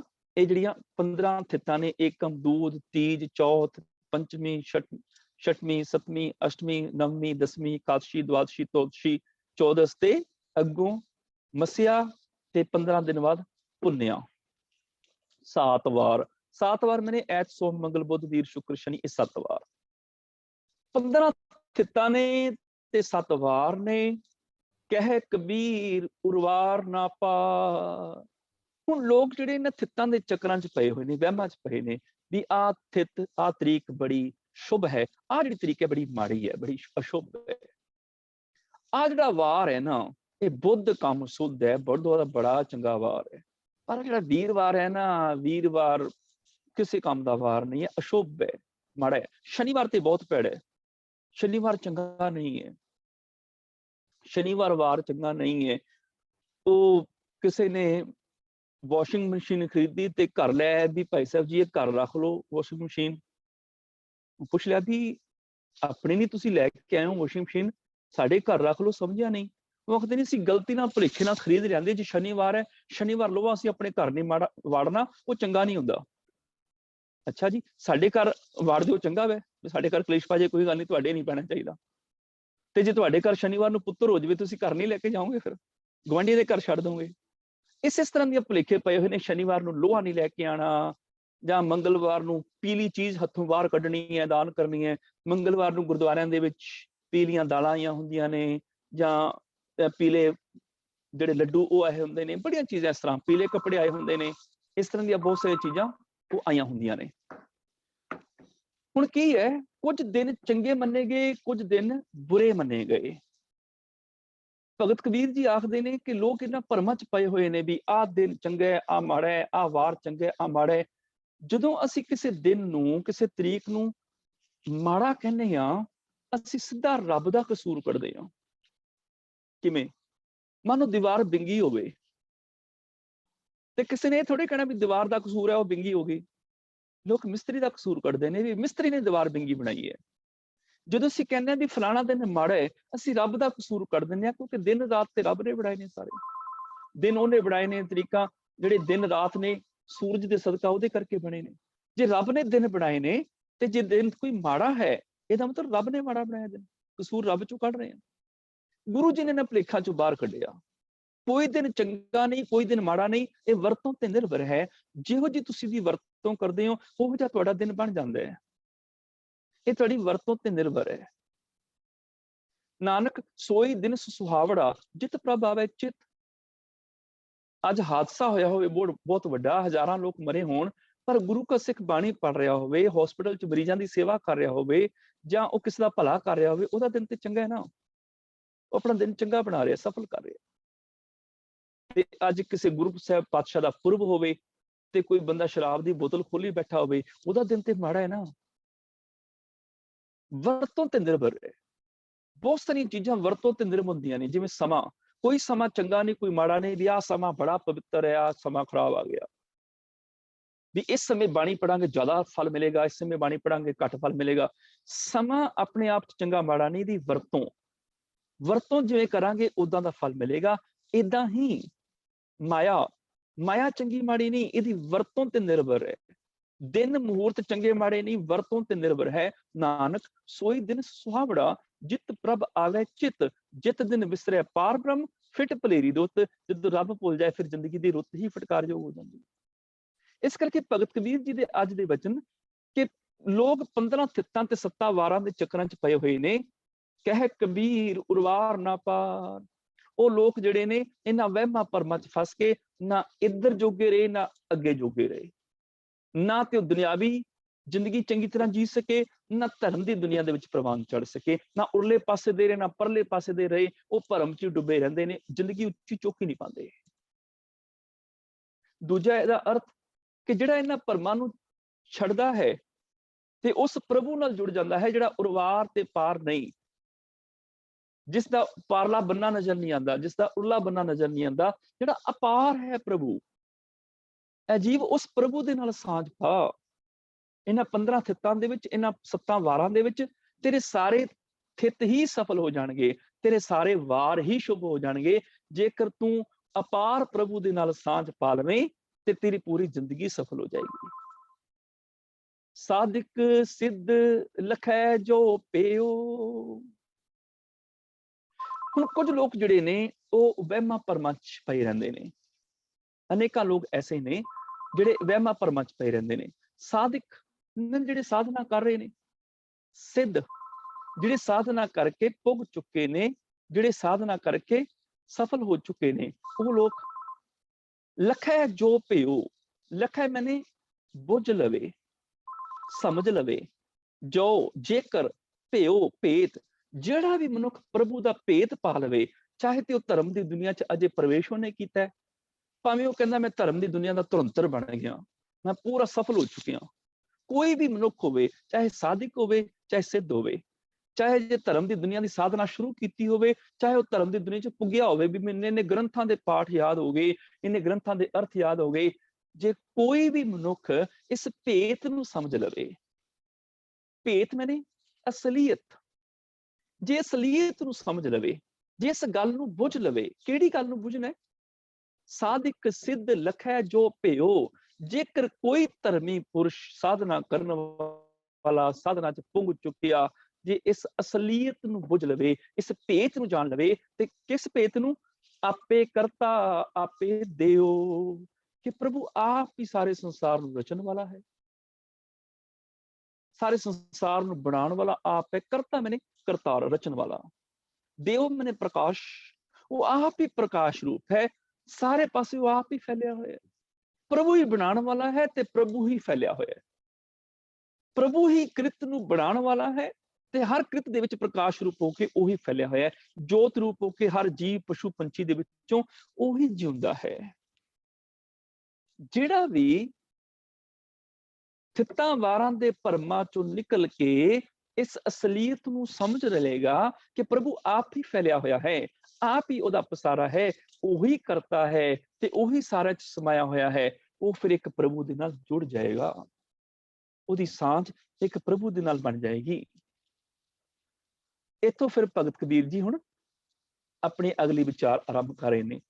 ਯਾਦ ਰੱਖਿਓ, ਹਰ ਬਾਣੀ ਦੇ ਵਿੱਚ ਰਹਾਉ ਦਾ ਬੰਦ ਹੁੰਦਾ ਹੈ। ਇਸ ਬਾਣੀ ਵਿੱਚ ਵੀ ਰਹਾਉ ਦਾ ਬੰਦ ਹੈ। ਪਹਿਲਾਂ ਆ ਗਿਆ ਇੱਕ ਸ਼ਲੋਕ, ਸ਼ਲੋਕ ਤੋਂ ਬਾਅਦ ਫਿਰ ਇੱਕ ਬੰਦ ਆ ਗਿਆ। ਥਿੱਤੀ ਭਾਵ ਇੱਥੋਂ ਹੁਣ ਥਿੱਤਾਂ ਦੀ ਬਾਣੀ ਆਰੰਭ ਹੋ ਰਹੀ ਹੈ। ਥਿੱਤੀ ਦੀ ਬਾਣੀ ਇੱਥੋਂ ਸ਼ੁਰੂ ਹੈ। ਸ਼ੁਰੂਆਤ ਹੈ ਅਮਾਵਸ ਮਹਿ ਆਸ ਨਿਵਾਰੋ। ਅਮਾਵਸ ਕਹਿੰਦੇ ਨੇ ਮੱਸਿਆ ਨੂੰ। ਲੋਕ ਮੱਸਿਆ ਨੂੰ ਤੇ ਪੂਰਨਮਾਸ਼ੀ ਨੂੰ ਬਹੁਤ ਪਵਿੱਤਰ ਸਮਝਦੇ ਨੇ। ਮੱਸਿਆ ਨੂੰ ਵੀ ਔਰ ਪੂਰਨਮਾਸ਼ੀ ਨੂੰ ਪਵਿੱਤਰ ਸਮਝਦੇ ਨੇ ਕਿ ਪੂਰਾ ਚਾਨਣਾ ਹੈ, ਤੇ ਮੱਸਿਆ ਨੂੰ ਵੀ ਪਵਿੱਤਰ ਸਮਝਦੇ ਨੇ ਜਦੋਂ ਪੂਰਾ ਹਨੇਰੇ ਹੀ ਹਨੇਰੇ ਹੈ। ਕੁਝ ਲੋਕ ਖੀਰ ਬਣਾਉਂਦੇ ਨੇ ਇਹਨਾਂ ਦਿਨਾਂ ਦੇ ਵਿੱਚ, ਮੰਦਿਰਾਂ ਚ ਲੈ ਕੇ ਜਾਂਦੇ ਨੇ। ਕੁਝ ਲੋਕ ਗੁਰਦੁਆਰਿਆਂ ਚ ਵੀ ਮੱਸਿਆ ਨੂੰ ਤੇ ਪੁੰਨਿਆ ਨੂੰ ਖੀਰ ਲੈ ਕੇ ਆਉਂਦੇ ਨੇ। ਗੁਰੂ ਜੀ ਸਮਝਾ ਰਹੇ ਨੇ ਵੀ ਇਹ ਦਿਨ ਵੀ ਦੂਜਿਆਂ ਦਿਨਾਂ ਵਾਂਗ ਇੱਕ ਆਮ ਦਿਨ ਨਹੀਂ ਹੈ। ਜਿਵੇਂ ਕੱਲ ਵਾਲਾ ਦਿਨ ਲੰਘ ਕੇ ਗਿਆ, ਉਦਾਂ ਹੀ ਅੱਜ ਵਾਲਾ ਦਿਨ ਹੈ, ਉਦਾਂ ਹੀ ਆਉਣ ਵਾਲਾ ਕੱਲ ਹੈ। ਇਹਨਾਂ ਦਿਨਾਂ ਦਾ ਪਵਿੱਤਰਤਾ ਨਾਲ ਅਤੇ ਇਹਨਾਂ ਦਿਨਾਂ ਦਾ ਅਪਵਿੱਤਰਤਾ ਦੇ ਨਾਲ ਕੋਈ ਵੀ ਸੰਬੰਧ ਨਹੀਂ ਹੈ। ਇਹ ਦਿਨ ਇੱਕੋ ਜਿਹੇ ਨੇ। ਜਿਵੇਂ ਅੱਜ 10 ਮਈ ਹੈ, ਕੱਲ 9 ਮਈ, ਅੱਜ 10 ਮਈ, ਕੱਲ ਨੂੰ ਆਉਣ ਵਾਲੇ ਸਮੇਂ 11 ਮਈ। ਹੁਣ ਅਸੀਂ ਨਾ ਅੰਗਰੇਜ਼ੀ ਤਰੀਕਾਂ ਨੂੰ ਕਦੀ ਨਹੀਂ ਚੰਗਾ ਮਾੜਾ ਕਹਿੰਦੇ ਵੀ 10 ਮਈ ਤੇ ਬੜੀ ਸ਼ੁਭ ਹੁੰਦੀ ਹੈ ਜੀ, ਹਾਂ 9 ਮਈ ਮਾੜੀ ਹੁੰਦੀ ਹੈ। 11 ਮਈ ਤੇ ਜੀ ਬਿਲਕੁਲ ਵੀ ਕੁਛ ਨਹੀਂ ਖਾਣਾ ਚਾਹੀਦਾ, ਵਰਤ ਰੱਖਣਾ ਚਾਹੀਦਾ ਉਸ ਦਿਨ ਤੇ। 13 ਮਈ ਜਿਹੜੀ ਹੈ ਨਾ, ਉਹ ਤੇ ਜੀ ਕੋਈ ਚੀਜ਼ ਖਰੀਦਣੀ। ਅਸੀਂ ਅੰਗਰੇਜ਼ੀ ਤਰੀਕਾਂ 'ਚ ਇਹ ਭਰਮ ਨਹੀਂ ਕਰਦੇ। ਜਿਵੇਂ ਅੰਗਰੇਜ਼ੀ ਤਰੀਕਾ ਆਮ ਨੇ, ਉਦਾਂ ਭਗਤ ਜੀ ਆਖਦੇ ਨੇ ਇਹ ਤਰੀਕਾਂ ਵੀ ਆਮ ਹੀ ਨੇ, ਕੋਈ ਚੰਗੀਆਂ ਨਹੀਂ, ਕੋਈ ਮਾੜੀਆਂ ਨਹੀਂ, ਆਮ ਨੇ। ਇਸੇ ਤਰ੍ਹਾਂ ਬੁੱਧ ਬੜਾ ਚੰਗਾ ਦਿਨ ਹੈ, ਵੀਰ ਬੜਾ ਮਾੜਾ ਦਿਨ ਹੈ, ਇਸ ਤਰ੍ਹਾਂ ਨਹੀਂ। ਇੰਗਲਿਸ਼ ਵਿੱਚ ਅਸੀਂ ਕਦੀ ਨਹੀਂ ਕਹਿੰਦੇ ਕਿ ਵੈਂਸਡੇ ਜਿਹੜਾ ਉਹ ਬੜਾ ਚੰਗਾ ਦਿਨ ਹੁੰਦਾ ਹੈ, ਥਰਸਡੇ ਜਿਹੜਾ ਮਾੜਾ ਹੁੰਦਾ ਹੈ, ਜਾਂ ਮੰਡੇ ਜਿਹੜਾ ਉਹ ਬੜਾ ਚੰਗਾ ਦਿਨ ਹੈ, ਟਿਊਜ਼ਡੇ ਜਿਹੜਾ ਉਹ ਬੜਾ ਮਾੜਾ ਦਿਨ ਹੈ। ਅੰਗਰੇਜ਼ੀ ਦਿਨਾਂ 'ਚ ਅਸੀਂ ਇਹ ਵਿਚਾਰ ਨਹੀਂ ਕਰਦੇ, ਪੰਜਾਬੀ 'ਚ ਅਸੀਂ ਵਿਚਾਰ ਕਰਨ ਲੱਗ ਜਾਂਦੇ ਹਾਂ। ਜਿਵੇਂ ਅੰਗਰੇਜ਼ੀ ਦੇ ਦਿਨ ਨੇ ਸੰਡੇ, ਮੰਡੇ, ਟਿਊਜ਼ਡੇ, ਉਦਾਂ ਹੀ ਪੰਜਾਬੀ ਵਿੱਚ ਨੇ ਐਤ, ਸੋਮ, ਮੰਗਲ। ਜਿਵੇਂ ਅੰਗਰੇਜ਼ੀ ਵਿੱਚ ਨੇ 1, 2, 3, 4 ਜਨਵਰੀ, ਉਦਾਂ ਪੰਜਾਬੀ ਵਿੱਚ ਨੇ 1 ਚੇਤ, 2 ਚੇਤ, 3 ਚੇਤ, 4 ਚੇਤ। ਇਹਨਾਂ 'ਚ ਫਰਕ ਨਹੀਂ ਹੈ। ਇਹਨਾਂ ਦਾ ਪਵਿੱਤਰ ਅਪਵਿੱਤਰ ਹੋਣ ਨਾਲ ਸੰਬੰਧ ਕੋਈ ਨਹੀਂ ਹੈ। ਔਰ ਮੱਸਿਆ ਨੂੰ ਲੋਕ ਮਨਾ ਰਹੇ ਨੇ। ਮੱਸਿਆ ਨੂੰ ਮਨਾਉਣ ਦਾ ਮਤਲਬ ਹਨੇਰੇ ਨੂੰ ਪੂਜ ਰਹੇ ਨੇ ਉਹ। ਹਨੇਰੇ ਦੀ ਪੂਜਾ ਕਰ ਰਹੇ ਨੇ, ਤੇ ਜਿਹੜਾ ਹਨੇਰੇ ਨੂੰ ਪੂਜੇਗਾ ਉਹਦੀ ਜ਼ਿੰਦਗੀ 'ਚ ਹਨੇਰਾ ਹੀ ਆਉਣਾ ਹੈ ਨਾ। ਹਨੇਰੇ ਦੀ ਪੂਜਾ ਕਰ ਰਹੇ ਨੇ ਲੋਕ। ਹੁਣ ਭਗਤ ਜੀ ਕਹਿੰਦੇ ਨੇ ਮੱਸਿਆ ਕਿਵੇਂ ਸਫਲ ਹੋ ਸਕਦੀ ਹੈ? ਇੱਕੋ ਤਰੀਕਾ ਹੈ ਜੇ ਮੱਸਿਆ ਨੂੰ ਸਫਲ ਕਰਨਾ ਹੈ, ਅਮਾਵਸ ਮਹਿ ਆਸ ਨਿਵਾਰੋ। ਆ ਜਿਹੜੀ ਆਸ਼ਾਵਾਂ ਨੇ ਇਹਨਾਂ ਦਾ ਤਿਆਗ ਕਰ ਦਿਓ। ਬਸ ਇਹੀ ਤਰੀਕਾ ਹੈ ਮੱਸਿਆ ਦੇ ਦਿਨ ਨੂੰ ਜੇ ਚੰਗਾ ਬਣਾਉਣਾ ਹੈ ਆਪਣੀ ਜ਼ਿੰਦਗੀ ਵਿੱਚ। ਜਿਹੜਾ ਚੰਗਾ ਬਣਾ ਲਏਗਾ ਉਹਦੀ ਮੱਸਿਆ ਤੇ ਸ਼ੁਭ ਹੈ, ਜਿਹੜਾ ਨਹੀਂ ਚੰਗਾ ਬਣਾਏਗਾ ਉਹਦੀ ਮੱਸਿਆ ਬੜੀ ਮਾੜੀ ਹੈ। ਮੱਸਿਆ ਨੂੰ ਚੰਗਾ ਬਣਾਉਣਾ ਹੈ, ਅਮਾਵਸ ਮੈਂ ਆਸ ਨਿਵਾਰੋ, ਭਾਵ ਆਪਣੀਆਂ ਆਸ਼ਾਵਾਂ ਨੂੰ ਦੂਰ ਕਰ ਲਓ, ਆਪਣੇ ਤ੍ਰਿਸ਼ਨਾਵਾਂ ਨੂੰ ਦੂਰ ਕਰ ਲਓ, ਆਪਣੇ ਲਾਲਚ ਨੂੰ ਖਤਮ ਕਰ ਦਿਓ। ਇਸ਼ਨਾਨ ਕਰਨ ਦੇ ਨਾਲ ਕੋਈ ਪਵਿੱਤਰ ਨਹੀਂ ਹੋ ਜਾਏਗਾ, ਵਰਤ ਰੱਖਣ ਨਾਲ ਪਵਿੱਤਰਤਾ ਨਹੀਂ ਹੋ ਸਕਦੀ। ਜੇ ਆਤਮਿਕ ਤੌਰ ਤੇ ਪਵਿੱਤਰਤਾ ਰੱਖਣੀ ਹੈ ਤੇ ਮਨ ਦੀਆਂ ਆਸ਼ਾਵਾਂ ਨੂੰ ਦੂਰ ਕਰਨਾ ਪਏਗਾ। ਨਹਾਉਣ ਦੇ ਨਾਲ ਅੰਦਰ ਇਨਸਾਨੀਅਤ ਪੈਦਾ ਨਹੀਂ ਹੋਏਗੀ, ਖੁਆਇਸ਼ਾਂ ਦੂਰ ਕਰਨੀਆਂ ਪੈਣਗੀਆਂ ਤਾਂ ਇਨਸਾਨੀਅਤ ਪੈਦਾ ਹੋਏਗੀ। ਵਰਤ ਰੱਖਣ ਦੇ ਨਾਲ ਜ਼ਮੀਰ ਨੇ ਜਿੰਦਾ ਨਹੀਂ ਹੋਣਾ, ਸੱਚ ਬੋਲਣ ਦੇ ਨਾਲ ਜ਼ਮੀਰ ਜਾਗਦੀ ਹੋਏਗੀ, ਜ਼ਮੀਰ ਜਿੰਦਾ ਹੋਏਗੀ। ਪ੍ਰੇਮ ਦੇ ਨਾਲ, ਦਇਆ ਦੇ ਨਾਲ ਅੰਦਰ ਮਨੁੱਖਤਾ ਪੈਦਾ ਹੋਏਗੀ, ਇਨਸਾਨੀਅਤ ਪੈਦਾ ਹੋਏਗੀ। ਆਸ਼ਾਵਾਂ ਨੂੰ ਖਤਮ ਕਰਨ ਦੇ ਨਾਲ ਜ਼ਿੰਦਗੀ ਪਵਿੱਤਰ ਹੋਏਗੀ। ਅਮਾਵਸ ਮਹਿ ਆਸ ਨਿਵਾਰੋ, ਆਪਣੀਆਂ ਆਸ਼ਾਵਾਂ ਨੂੰ ਖਤਮ ਕਰ ਦਿਓ। ਜਿਹੜੀਆਂ ਮਨ ਦੀਆਂ ਆਸ਼ਾਵਾਂ ਨੇ, ਜਿਹਨੂੰ ਮਨ ਦੀਆਂ ਕਾਮਨਾਵਾਂ ਵੀ ਕਿਹਾ ਜਾਂਦਾ ਹੈ, ਮਨੋਕਾਮਨਾ ਪੂਰੀ ਖਤਮ ਕਰ ਦਿਓ। ਆਮ ਤੌਰ ਤੇ ਕੀ ਲਿਖਿਆ ਹੁੰਦਾ ਹੈ? ਵੱਡੇ ਵੱਡੇ ਡੇਰਿਆਂ ਦੇ ਉੱਪਰ ਲਿਖਿਆ ਹੁੰਦਾ ਹੈ ਕਿ ਸਾਡੇ ਇਸ ਡੇਰੇ ਤੇ ਬਾਬਾ ਜੀ ਸਾਰਿਆਂ ਦੀਆਂ ਮਨੋਕਾਮਨਾ ਪੂਰੀਆਂ ਕਰਦੇ ਨੇ, ਜਾਂ ਇਸ ਅਸਥਾਨ ਤੇ ਮਨੋਕਾਮਨਾ ਪੂਰੀਆਂ ਹੁੰਦੀਆਂ ਨੇ। ਤੇ ਜੇ ਮਨੋਕਾਮਨਾ ਪੂਰੀਆਂ ਹੁੰਦੀਆਂ ਨੇ ਫਿਰ ਤੇ ਬੜੀ ਮਾੜੀ ਗੱਲ ਹੈ, ਕਿਉਂਕਿ ਬੰਦੇ ਦੀ ਮਨ ਦੀ ਕਾਮਨਾ ਕੋਈ ਬਹੁਤੀ ਚੰਗੀ ਨਹੀਂ ਹੁੰਦੀ। ਆਮ ਲੋਕਾਂ ਦੀਆਂ ਕਾਮਨਾਵਾਂ ਤੇ ਇੰਨੀਆਂ ਬੁਰੀਆਂ ਨੇ, ਤੇ ਜੇ ਉਸ ਸਥਾਨ ਤੇ ਜਾ ਕੇ ਮਨੋਕਾਮਨਾ ਪੂਰੀਆਂ ਹੁੰਦੀਆਂ ਨੇ, ਇਹਦਾ ਮਤਲਬ ਬਾਬਾ ਜੀ ਗਲਤ ਕੰਮਾਂ 'ਚ ਸਾਥ ਦੇ ਰਹੇ ਨੇ। ਉਹ ਡੇਰੇ ਵਾਲੇ ਬਾਬਾ ਜੀ ਗਲਤ ਕੰਮਾਂ 'ਚ ਸਹਿਯੋਗ ਦੇ ਰਹੇ ਨੇ। ਜੇ ਮਨੋਕਾਮਨਾ ਪੂਰੀ ਕਰ ਰਹੇ ਨੇ, ਕਿਸੇ ਦੀ ਮਨੋਕਾਮਨਾ ਹੈ ਮੈਂ ਗੁਆਂਢੀ ਦੀ ਕੋਠੀ ਤੇ ਕਬਜ਼ਾ ਕਰ ਲਵਾਂ, ਹੁਣ ਬਾਬਾ ਜੀ ਤੇ ਦੂਜਿਆਂ ਦੇ ਕਬਜ਼ੇ ਦਵਾ ਰਹੇ ਨੇ। ਕਿਸੇ ਦੀ ਮਨੋਕਾਮਨਾ, ਮਨ ਦੀ ਕਾਮਨਾ, ਮਨ ਦੀ ਇੱਛਾ ਇਹ ਹੁੰਦੀ ਹੈ, ਕਿਸੇ ਦੀ ਆਸ ਇਹ ਹੁੰਦੀ ਹੈ ਮੈਂ ਗੁਆਂਢੀਆਂ ਦੀ ਧੀ ਭੈਣ ਕੱਢ ਕੇ ਲੈ ਜਾਵਾਂ। ਹੁਣ ਬਾਬਾ ਜੀ ਲੋਕਾਂ ਦੀਆਂ ਧੀਆਂ ਭੈਣਾਂ ਕਢਾਉਂਦੇ ਨੇ, ਕਿਉਂਕਿ ਤੇ ਮਨੋਕਾਮਨਾ ਪੂਰੀਆਂ ਕਰਦੇ ਨੇ ਨਾ। ਉਸ ਸਥਾਨ ਤੇ ਮਨੋਕਾਮਨਾ ਪੂਰੀ ਹੁੰਦੀ ਹੈ। ਤੇ ਮਨੋਕਾਮਨਾ ਪੂਰੀ ਹੁੰਦਾ ਮਤਲਬ ਵੀ ਕਈਆਂ ਦੀ ਮਨੋਕਾਮਨਾ, ਮਨ ਦੀ ਇੱਛਾ ਤੇ ਬੜੀ ਘਟੀਆ ਹੁੰਦੀ ਹੈ। ਮੈਂ ਚੋਰੀ ਕਰਾਂ, ਮੇਰਾ ਦੁਸ਼ਮਣ ਮਰ ਜਾਏ, ਤੇ ਬਾਬਾ ਜੀ ਫਿਰ ਕਤਲ ਕਰਾਉਂਦੇ ਨੇ। ਇਹ ਤੇ ਗਲਤ ਹੋ ਗਿਆ ਨਾ। ਇਸੇ ਕਰਕੇ ਗੁਰੂ ਜੀ ਨੇ ਕਹਿ ਦਿੱਤਾ ਸਿੱਖ ਆਸ਼ਾਵਾਂ ਵਿੱਚ ਜਿਉਂਦਾ ਹੀ ਨਹੀਂ ਹੈ। ਆਸ਼ਾਵਾਂ ਵਿੱਚ ਦੁੱਖ ਬੜਾ ਹੈ ਤੇ ਆਸ਼ਾਵਾਂ ਵਿੱਚ ਮਨਮੁਖ ਜਿਉਂਦੇ ਨੇ। ਆਸਾ ਮਹਿ ਅਤ ਦੁੱਖ ਘਣਾ, ਮਨਮੁਖ ਚਿਤ ਲਾਇਆ। ਆਸ਼ਾਵਾਂ ਵਿੱਚ ਬੜਾ ਦੁੱਖ ਹੈ, ਮਨਮੁਖ ਆਸ਼ਾਵਾਂ ਵਿੱਚ ਚਿਤ ਜੋੜੀ ਬੈਠਾ ਹੈ। ਆਸਾ ਮਹਿ ਅਤ ਦੁੱਖ ਘਣਾ, ਮਨਮੁਖ ਚਿਤ ਲਾਇਆ। ਗੁਰਮੁਖ ਭਏ ਨਿਰਾਸ਼, ਪਰਮ ਸੁਖ ਪਾਇਆ। ਗੁਰਮੁਖ ਭਏ ਨਿਰਾਸ਼, ਨਿਰਾਸ਼ ਦਾ ਮਤਲਬ ਨਿਰਾਸ਼ ਨਹੀਂ, ਉਦਾਸ ਨਹੀਂ ਕਿ ਗੁਰਮੁਖ ਉਦਾਸ ਹੋ ਕੇ ਬੈਠਾ ਰਹਿੰਦਾ ਹੈ। ਨਿਰਾਸ਼ ਦਾ ਮਤਲਬ ਨਿਰਾਸ, ਆਸ ਤੋਂ ਉੱਚਾ ਉੱਠ ਗਿਆ, ਨਿਰਾਸ ਹੋ ਗਿਆ, ਉਹਨੇ ਆਸ਼ਾਵਾਂ ਤਿਆਗ ਦਿੱਤੀਆਂ। ਗੁਰਮੁਖ ਪਏ ਨਿਰਾਸ, ਪਰਮ ਸੁਖ ਪਾਇਆ, ਉਹ ਪਰਮ ਸੁਖ ਦੇ ਨਾਲ ਜੁੜ ਗਿਆ। ਉਹ ਆਸ਼ਾਵਾਂ ਵਿੱਚ ਦੁਖੀ ਹੁੰਦਾ ਹੀ ਨਹੀਂ ਹੈ, ਉਹ ਮਨਮੁਖ ਹੈ ਹੀ ਨਹੀਂ ਹੈ। ਆਸਾਂ ਸਭੇ ਲਾਇਕ ਹੈ, ਇੱਕਾ ਆਸ ਕਮਾਓ, ਉਹਦੀ ਇੱਕੋ ਇੱਕ ਆਸ ਹੈ। ਉਹ ਕਿਹੜੀ ਹੈ? ਤੁਮਰੀ ਸ਼ਰਨ ਤੁਮਾਰੀ ਆਸਾ, ਰੱਬ ਮਿਲ ਜਾਏ ਬਸ। ਦੁਨਿਆਵੀ ਪਦਾਰਥਾਂ ਦੀਆਂ ਆਸ਼ਾਵਾਂ ਮੁੱਕ ਜਾਂਦੀਆਂ ਨੇ, ਤੇ ਜਦੋਂ ਰੱਬ ਦੀ ਆਸ ਲੈਂਦਾ ਉਹਨੂੰ ਇੱਕ ਦਿਨ ਰੱਬ ਮਿਲ ਜਾਂਦਾ ਹੈ। ਪੂਰਨ ਹੋਈ ਆਸ ਹਮਾਰੀ, ਉਹਨੂੰ ਰੱਬ ਪ੍ਰਾਪਤ ਹੋ ਜਾਂਦਾ ਹੈ। ਜਦੋਂ ਪ੍ਰਭੂ ਦੇ ਦਰਸ਼ਨ ਹੁੰਦੇ ਨੇ, ਦੇਖ ਸਰੂਪ ਪੂਰਨ ਭਈ ਆਸਾ, ਦਰਸ਼ਨ ਭੇਟ ਉਤਰੀ ਭੁੱਖ। ਭਗਤ ਜੀ ਆਖਦੇ ਨੇ ਕਿ ਮੱਸਿਆ ਦਾ ਦਿਨ ਤੁਹਾਡੇ ਲਈ ਸ਼ੁਭ ਹੋ ਸਕਦਾ ਹੈ, ਵਰਤ ਰੱਖਣ ਨਾਲ ਇਨਸਾਨੀਅਤ ਨੇ ਨਹੀਂ ਆਉਣਾ, ਇਸ਼ਨਾਨ ਕਰਨ ਦੇ ਨਾਲ ਜ਼ਮੀਰ ਨੇ ਨਹੀਂ ਜਾਗਣਾ, ਸੱਚ ਨੇ ਜ਼ਿੰਦਗੀ 'ਚ ਨਹੀਂ ਆਉਣਾ। ਜੇ ਤੁਸੀਂ ਮੱਸਿਆ ਨੂੰ ਸਫਲ ਕਰਨਾ ਚਾਹੁੰਦੇ ਹੋ, ਆਪਣੀਆਂ ਬੇਲੋੜੀਆਂ ਖੁਆਇਸ਼ਾਂ, ਆਸ਼ਾਵਾਂ ਦਾ ਤਿਆਗ ਕਰ ਦਿਓ। ਇਹਨਾਂ ਵਿੱਚ ਕੁਝ ਨਹੀਂ ਰੱਖਿਆ ਹੋਇਆ। ਅਮਾਵਸ ਮਹਿ ਆਸ ਨਿਵਾਰੋ, ਆਪਣੀਆਂ ਆਸ਼ਾਵਾਂ ਦਾ ਤਿਆਗ ਕਰ ਦਿਓ।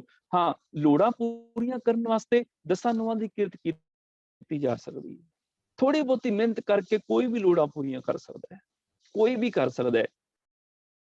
ਪਰ ਹਜ਼ਾਰਾਂ ਪਾਪਾਂ ਦੇ ਨਾਲ ਇਕੱਠੀ ਕੀਤੀ ਮਾਇਆ ਨਾਲ ਵੀ ਅੱਜ ਤੀਕਰਾਂ ਕਦੀ ਕਿਸੇ ਦੀਆਂ ਆਸ਼ਾਵਾਂ ਪੂਰੀਆਂ ਨਹੀਂ ਹੋਈਆਂ। ਭੁੱਖਿਆਂ ਭੁੱਖ ਨਾ ਉਤਰੀ, ਜੇ ਬੰਨਾ ਪੁਰੀਆਂ ਭਾਰ, ਸਾਰੀਆਂ ਪੁਰੀਆਂ ਦੇ ਵੀ ਕੋਈ ਭਾਰ ਬਣ ਲਵੇ ਤਾਂ ਵੀ ਆ ਮਨ ਦੀ ਭੁੱਖ ਉਤਰਦੀ ਨਹੀਂ ਹੈ। ਤਨ ਦੀ ਲੋੜ ਦਸਾਂ ਨੋਆਂ ਦੀ ਕਿਰਤ ਕੀਤਿਆਂ ਪੂਰੀ ਹੋ ਜਾਂਦੀ ਹੈ। ਮਨ ਦੀ ਆਸ਼ਾ ਹਜ਼ਾਰਾਂ ਕਰੋੜਾਂ ਅਰਬਾਂ ਧਰਤੀ ਦੇ ਪਦਾਰਥਾਂ ਨੂੰ ਇਕੱਠਿਆਂ ਕਰਕੇ ਵੀ ਪੂਰੀ ਨਹੀਂ ਹੁੰਦੀ। ਆਸ਼ਾ ਅੱਗੇ ਵੱਧਦੀ ਚਲੀ ਜਾਂਦੀ ਹੈ, ਅੱਗੇ ਵੱਧਦੀ ਚਲੀ ਜਾਂਦੀ ਹੈ। ਗੱਡੀ ਉਹਨਾਂ ਚਿਰ ਵੱਡੀ ਹੈ ਜਿੰਨਾ ਚਿਰ ਸ਼ੋਰੂਮ 'ਚ ਖੜੀ ਹੈ। ਜਦੋਂ ਸ਼ੋਰੂਮ 'ਚੋਂ ਘਰ ਦੇ ਦਰਵਾਜ਼ੇ ਤੇ ਆ ਜਾਂਦੀ ਹੈ, ਉਦਣ ਹੀ ਛੋਟੀ ਹੋ ਜਾਂਦੀ ਹੈ। ਬੰਦਾ ਸੋਚਦਾ ਅਗਲੀ बार मैं फलानी बड़ी गड्डी लवांगा। आशा आगे आगे चलती है। मैं भी सफर में हूं, मेरी मंजिल भी सफर में है। मैं तो सफर कर ही रहा, मंजिल होर अगे चली गई। मेरी मंजिल सी आ गड्डी मिल जाए, वो मिली, पता लग्या भी मंजिल होर अगे चली गई, वड्डी गड्डी बन गई मंजिल, वो वाली लेनी है। तन ਦੀਆਂ ਲੋੜਾਂ ਜਿੱਥੇ ਪੂਰੀਆਂ ਹੁੰਦੀਆਂ ਨੇ ਉੱਥੇ ਮਨ ਦੀਆਂ ਆਸ਼ਾਵਾਂ ਜਨਮ ਲੈ ਲੈਂਦੀਆਂ ਨੇ। ਤਨ ਦੀ ਲੋੜ ਹੈ ਮੈਨੂੰ ਸਵੇਰੇ ਸ਼ਾਮ ਪ੍ਰਸ਼ਾਦਾ ਭੋਜਨ ਮਿਲ ਜਾਏ, 2 ਪ੍ਰਸ਼ਾਦੇ ਮਿਲ ਜਾਣ, ਦਾਲ ਸਬਜ਼ੀ ਜਿੱਦਾਂ ਦੀ ਵੀ ਹੈ ਮਿਲ ਜਾਏ, ਮੇਰੀ ਭੁੱਖ ਉਤਰ ਜਾਏ। ਪਰ ਜਦੋਂ ਟੇਬਲ ਦੇ ਉੱਪਰ 36 ਪ੍ਰਕਾਰ ਦੇ ਭੋਜਨ ਸਜੇ ਹੋਣ, ਫਿਰ ਆਸ਼ਾ ਜਨਮ ਲੈ ਲੈਂਦੀ ਹੈ, ਚੁਆਇਸ ਪੈਦਾ ਹੋ ਜਾਂਦੀ, ਮੈਂ ਆਹ ਖਾਣਾ ਹੈ, ਆਹ ਨਹੀਂ ਖਾਣਾ। ਫਿਰ ਨਖਰੇ, ਕਬਹੂ ਖੀਰ ਖਾਂਡ ਘੀਓ ਨਾ ਪਾਵੇ, ਫਿਰ ਕੁਝ ਚੰਗਾ ਨਹੀਂ ਲੱਗਦਾ। ਜਿੰਨਾ ਚਿਰ ਤਨ ਦੀ ਲੋੜ ਹੈ ਨਾ, ਜਿੱਦਾਂ ਦਾ ਮਰਜ਼ੀ ਕੱਪੜਾ ਮਿਲ ਜਾਏ ਪਾ ਲਵਾਂ, ਪਰ ਜਦੋਂ ਕਬੜ ਭਰੇ ਹੁੰਦੇ ਨੇ ਨਾ ਕੱਪੜਿਆਂ ਦੇ ਨਾਲ, ਉਦੋਂ ਫਿਰ ਆਸ਼ਾ ਜਨਮ ਲੈ ਲੈਂਦੀ ਮਨ ਦੀ। ਫਿਰ ਮਨ ਕਹਿੰਦਾ ਮੈਂ ਆਹ ਪਾਣਾ, ਆਹ ਨਹੀਂ ਪਾਣਾ, ਇਹ ਰੰਗ ਪਾਣਾ, ਇਹ ਡਿਜ਼ਾਈਨ ਪਾਣਾ, ਇਹ ਨਹੀਂ ਪਾਣਾ। ਜਿੱਥੇ ਤਨ ਦੀ ਲੋੜ ਪੂਰੀ ਹੋ ਜਾਂਦੀ ਹੈ, ਉੱਥੇ ਮਨ ਦੀ ਆਸ਼ਾ ਜਨਮ ਲੈ ਲੈਂਦੀ ਹੈ, ਔਰ ਇਹ ਆਸ਼ਾਵਾਂ ਦੁੱਖਾਂ ਦਾ ਕਾਰਨ ਬਣ ਜਾਂਦੀ ਹੈ। ਭਗਤ ਕਬੀਰ ਜੀ ਆਖਦੇ ਨੇ, ਮੱਸਿਆ ਦਾ ਹਨੇਰਾ ਜ਼ਿੰਦਗੀ 'ਚ ਦੂਰ ਕਰਨਾ ਹੈ ਨਾ, ਆਸ਼ਾਵਾਂ ਨੂੰ ਦੂਰ ਕਰ ਦਿਓ। ਜਿੱਥੇ ਆਸ਼ਾਵਾਂ ਮੁੱਕ ਜਾਣਗੀਆਂ, ਉੱਥੇ ਗਿਆਨ ਦਾ ਪ੍ਰਕਾਸ਼ ਹੋ ਜਾਏਗਾ, ਉੱਥੇ ਜ਼ਿੰਦਗੀ ਦਾ ਆਨੰਦ ਪੈਦਾ ਹੋ ਜਾਏਗਾ। ਅਮਾਵਸ ਮਹਿ ਆਸ ਨਿਵਾਰੋ, ਮੱਸਿਆ ਵਾਲੇ ਦਿਨ ਜੇ ਤੁਸੀਂ ਇਸ ਮੱਸਿਆ ਨੂੰ ਸਫਲ ਬਣਾਉਣਾ ਚਾਹੁੰਦੇ ਹੋ, ਆਸ਼ਾਵਾਂ ਦਾ ਤਿਆਗ ਕਰ ਦਿਓ। ਪੁੱਛਿਆ ਫਿਰ ਹੋਰ ਕੀ ਕਰੀਏ, ਵਰਤ ਵੀ ਰੱਖੀਏ ਕੋਈ? ਕਹਿਣ ਲੱਗੇ ਹਾਂ, ਰੱਬੀ ਯਾਦ ਦਾ ਵਰਤ ਰੱਖ ਲਿਓ। ਅੰਤਰਜਾਮੀ ਰਾਮ ਸਮਾਰੋ। ਇੱਕ ਹੋਰ ਕੰਮ ਕਰੋ, ਇਹ ਤੁਹਾਡੇ ਭੁੱਖੇ ਰਹਿਣ ਨਾਲ ਕੁਝ ਨਹੀਂ ਬਣਨਾ, ਤੁਸੀਂ ਰੱਬ ਨੂੰ ਚੇਤੇ ਕਰ ਲਿਓ, ਜਿਹੜਾ ਸਾਰਿਆਂ ਦੇ ਅੰਦਰ ਦੀ ਜਾਣਨ ਵਾਲਾ ਹੈ, ਅੰਤਰਜਾਮੀ ਹੈ, ਸਾਰੇ ਦੇ ਅੰਦਰ ਦੀ ਜਾਣਨ ਵਾਲਾ ਹੈ। ਦੂਜਾ ਰਾਮ, ਮੈਨੇ ਰਮਿਆ ਹੋਇਆ, ਹਰ ਥਾਂ ਤੇ ਉਹ ਸਮਾਇਆ ਹੋਇਆ। ਇੱਕ ਤੇ ਉਹ ਮੇਰੇ ਅੰਦਰ ਦੀ ਜਾਣਦਾ ਹੈ, ਤੇ ਦੂਜਾ ਉਹ ਦੂਜਿਆਂ ਦੇ ਅੰਦਰ ਵੀ ਸਮਾਇਆ ਹੋਇਆ ਹੈ। ਇਹ 2 ਗੱਲਾਂ ਸਮਝ ਲਵੋ, ਇਹ 2 ਗੱਲਾਂ ਪੂਰੀ ਜ਼ਿੰਦਗੀ ਨੂੰ ਬਦਲ ਦੇਣਗੀਆਂ। ਪਹਿਲੀ ਗੱਲ, ਪ੍ਰਭੂ ਅੰਤਰਜਾਮੀ ਹੈ, ਉਹ ਅੰਦਰ ਦੀ ਜਾਣਨ ਵਾਲਾ ਹੈ। ਤੇ ਜੇ ਉਹ ਅੰਦਰ ਦੀ ਜਾਣਦਾ, ਮੈਂ ਕਿਹਦੇ ਨਾਲ ਧੋਖਾ ਕਰਾਂਗਾ? ਮੈਂ ਕਿਹਦੀ ਨਜ਼ਰਾਂ 'ਚ ਆ ਜਾਵਾਂਗਾ, ਮੈਂ ਤਾਂ ਧੋਖੇਬਾਜ਼ ਹਾਂ। ਜੇ ਉਹ ਮੇਰੇ ਅੰਦਰ ਦੀ ਜਾਣਨ ਵਾਲਾ, ਮੈਂ ਤੇ ਫਲਾਣੇ ਨੂੰ ਠੱਗਣ ਲੱਗਿਆ ਸੀ। ਜੇ ਉਹ ਅੰਤਰਜਾਮੀ ਹੈ, ਮੇਰੇ ਅੰਦਰ ਦੀ ਜਾਣਦਾ ਹੈ, ਮੈਂ ਫਿਰ ਕਿਹਨੂੰ ਠੱਗਾਂਗਾ, ਕਿਹਨੂੰ ਧੋਖਾ ਦਿਆਂਗਾ, ਕਿਹਦੇ ਨਾਲ ਵਲ ਛਲ ਕਰਾਂਗਾ, ਕਿਹਦੇ ਨਾਲ ਫਰੇਬ ਕਰਾਂਗਾ? ਫਿਰ ਮੈਂ ਕਿਸੇ ਨਾਲ ਧੋਖਾ ਨਹੀਂ ਕਰ ਪਾਵਾਂਗਾ, ਫਿਰ ਕਿਸੇ ਨੂੰ ਮੈਂ ਠੱਗ ਨਹੀਂ ਸਕਦਾ, ਮੈਂ ਕਿਸੇ ਨੂੰ ਫਿਰ ਮੂਰਖ ਨਹੀਂ ਬਣਾਵਾਂਗਾ, ਕਿਸੇ ਨੂੰ ਗੁੰਮਰਾਹ ਨਹੀਂ ਕਰ ਸਕਦਾ, ਜੋ ਅੰਤਰਜਾਮੀ ਹੈ। ਤੇ ਦੂਜਾ, ਉਹਦਾ ਗੁਣ ਹੈ ਰਾਮ, ਉਹ ਰਮਿਆ ਹੋਇਆ ਹੈ। ਜੇ ਰਮਿਆ ਹੋਇਆ ਮੈਂ ਇਹ ਗੁਣ ਵੀ ਸਮਝ ਲਵਾਂ ਚੰਗੀ ਤਰ੍ਹਾਂ, ਸਾਰਿਆਂ ਵਿੱਚ ਹੈ, ਫਿਰ ਮੈਂ ਕਿਹਨੂੰ ਮਾੜਾ ਕਵਾਂਗਾ, ਕਿਹਦੇ ਨਾਲ ਕ੍ਰੋਧ ਕਰਾਂਗਾ, ਫਿਰ ਕਿਹਨੂੰ ਗਾਲ ਕੱਢਾਂਗਾ, ਮੈਂ ਕਿਹਦੇ ਸਿਰ 'ਚ ਸੁੱਟਾ ਮਾਰਾਂਗਾ, ਫਿਰ ਮੈਂ ਕਿਹਦੀ ਜੇਬ ਕੱਟਾਂਗਾ, ਫਿਰ ਮੈਂ ਕਿਹਦੀ ਨਿੰਦਿਆ ਚੁਗਲੀ ਕਰਾਂਗਾ? ਜੇ ਸਾਰਿਆਂ 'ਚ ਰੱਬ ਹੀ ਹੈ, ਫਿਰ ਰੱਬ ਦੇ ਸਿਰ ਤੇ ਸੁੱਟਾ ਤੇ ਨਹੀਂ ਮਾਰਾਂਗਾ ਨਾ, ਫਿਰ ਰੱਬ ਨੂੰ ਤੇ ਬੁਰਾ ਨਹੀਂ ਬੋਲਾਂਗਾ, ਰੱਬ ਦੀ ਜੇਬ ਨਹੀਂ ਕੱਟਾਂਗਾ। ਇਹ 2 ਗੁਣ ਜੇ ਕੋਈ ਸਮਾਰੋ, ਮੈਨੇ ਚੇਤੇ ਕਰ ਲਵੇ, ਸੰਭਾਲਣਾ ਮੈਨੇ ਚੇਤੇ ਕਰਨਾ, ਯਾਦ ਕਰਨਾ, ਸਮਰਨ ਤੋਂ ਬਣਿਆ ਇਹ ਸ਼ਬਦ ਸਮਾਰੋ। ਅੰਤਰਜਾਮੀ ਰਾਮ ਸਮਾਰੋ। ਜੇ ਮੱਸਿਆ ਦੇ ਦਿਨ ਨੂੰ ਤੁਸੀਂ ਪਵਿੱਤਰ ਕਰਨਾ ਚਾਹੁੰਦੇ ਹੋ, ਤੇ 2 ਗੱਲਾਂ ਚੇਤੇ ਰੱਖੋ, ਇੱਕ ਅੰਤਰਜਾਮੀ, ਦੂਜਾ ਰਾਮ ਸਮਾਰੋ, ਮੈਨੇ ਚੇਤੇ ਕਰ ਲਓ, ਯਾਦ ਰੱਖੋ ਇਹਨਾਂ ਨੂੰ, ਕਿ ਉਹ ਅੰਦਰ ਦੀ ਜਾਣਦਾ ਹੈ। ਜੇ ਮੇਰੇ ਅੰਦਰ ਦੀ ਜਾਣਦਾ, ਫਿਰ ਮੇਰੇ ਅੰਦਰੋਂ ਬੁਰੇ ਵਿਚਾਰ ਮੈਨੂੰ ਖਤਮ ਕਰਨੇ ਪੈਣਗੇ, ਮਨ ਦੀ ਸੋਚ ਸਰਬਤ ਦੇ ਭਲੇ ਵਾਲੀ ਕਰਨੀ ਪਏਗੀ। ਤੇ ਦੂਜਾ, ਜੇ ਮੈਂ ਕਹਿੰਦਾ ਉਹ ਰਾਮ ਹੈ, ਸਾਰਿਆਂ 'ਚ ਰਮੇ, ਤੇ ਫਿਰ ਮੈਨੂੰ ਤਨ ਦੇ ਕਰਮ ਵੀ ਬਦਲਨੇ ਪੈਣਗੇ। ਤਨ ਤੇ ਮਨ ਦੋਨੋਂ ਸਾਫ਼ ਹੋ ਗਏ ਅੰਤਰਜਾਮੀ ਤੇ ਰਾਮ ਕਹਿਣ ਨਾਲ। ਅੰਤਰਜਾਮੀ ਜਦੋਂ ਚੇਤੇ ਕਰ ਲੈਣਾ, ਅੰਦਰ ਦੀ ਜਾਣਦਾ ਹੈ, ਮੇਰੇ ਮਨ ਦੀ ਸੋਚ ਬੁਰੀ ਨਹੀਂ ਰਹੇਗੀ, ਉਹ ਜਾਣ ਲਏਗਾ ਨਹੀਂ, ਮੇਰੇ ਮਨ ਦੀ ਸੋਚ ਪਵਿੱਤਰ ਹੋ ਜਾਏਗੀ, ਸਰਬਤ ਦੇ ਭਲੇ ਵਾਲੀ ਹੋ ਜਾਏਗੀ। ਤੇ ਜੇ ਉਹ ਰਾਮ ਹੈ, ਸਾਰਿਆਂ 'ਚ ਰਮਿਆ ਹੋਇਆ, ਫਿਰ ਮੇਰਾ ਤਨ ਕਿਸੇ ਨੂੰ ਦੁੱਖ ਨਹੀਂ ਦੇਗਾ, ਮੇਰੇ ਹੱਥ ਕਿਸੇ ਦੀ ਜੇਬ ਨਹੀਂ ਕੱਟਣਗੇ, ਮੇਰੀ ਜ਼ੁਬਾਨ ਕਿਸੇ ਨੂੰ ਬੁਰਾ ਨਹੀਂ ਬੋਲੇਗੀ, ਮੇਰੀ ਅੱਖਾਂ ਕਿਸੇ ਵੱਲ ਬੁਰਾ ਨਹੀਂ ਤੱਕਣਗੀਆਂ। ਤਨ ਕਰਕੇ ਪਵਿੱਤਰ ਹੋ ਜਾਵਾਂਗਾ। ਇਹ ਦੋ ਗੁਣ ਜੇ ਕੋਈ ਚੇਤੇ ਕਰ ਲਵੇ, ਭਗਤ ਕਬੀਰ ਜੀ ਆਖਦੇ ਨੇ, ਸਮਝਦੇ ਉਹਦਾ ਦਿਨ ਸਫਲ ਹੋ ਗਿਆ। ਅਮਾਵਸ में आस निवारो, अंतर जामी राम समारो। अपने अंदर ਨੂੰ ਠੀਕ ਕਰੋ, ਆਪਣੀ ਸੋਚ ਨੂੰ ਠੀਕ ਕਰੋ, ਆਪਣੇ ਵਿਚਾਰਾਂ ਨੂੰ ਠੀਕ ਕਰੋ। ਜੇ ਸਾਰਿਆਂ ਦੇ ਅੰਦਰ ਰੱਬ ਹੈ, ਰਾਮ ਹੈ, ਫਿਰ ਹਰ ਇੱਕ ਨਾਲ ਰੱਬ ਵਰਗਾ ਵਿਹਾਰ ਕਰੋ, ਹਰ ਇੱਕ ਨਾਲ ਪ੍ਰੇਮ ਕਰੋ, ਹਰ ਇੱਕ ਦੇ ਨਾਲ ਮਿੱਠਾ ਬੋਲੋ, ਹਰ ਇੱਕ ਦੇ ਪ੍ਰਤੀ ਦਇਆ ਦੀ ਭਾਵਨਾ ਰੱਖੋ, ਹਰ ਇੱਕ ਦੇ ਨਾਲ ਨਿਮਰਤਾ ਨਾਲ ਪੇਸ਼ ਆਓ।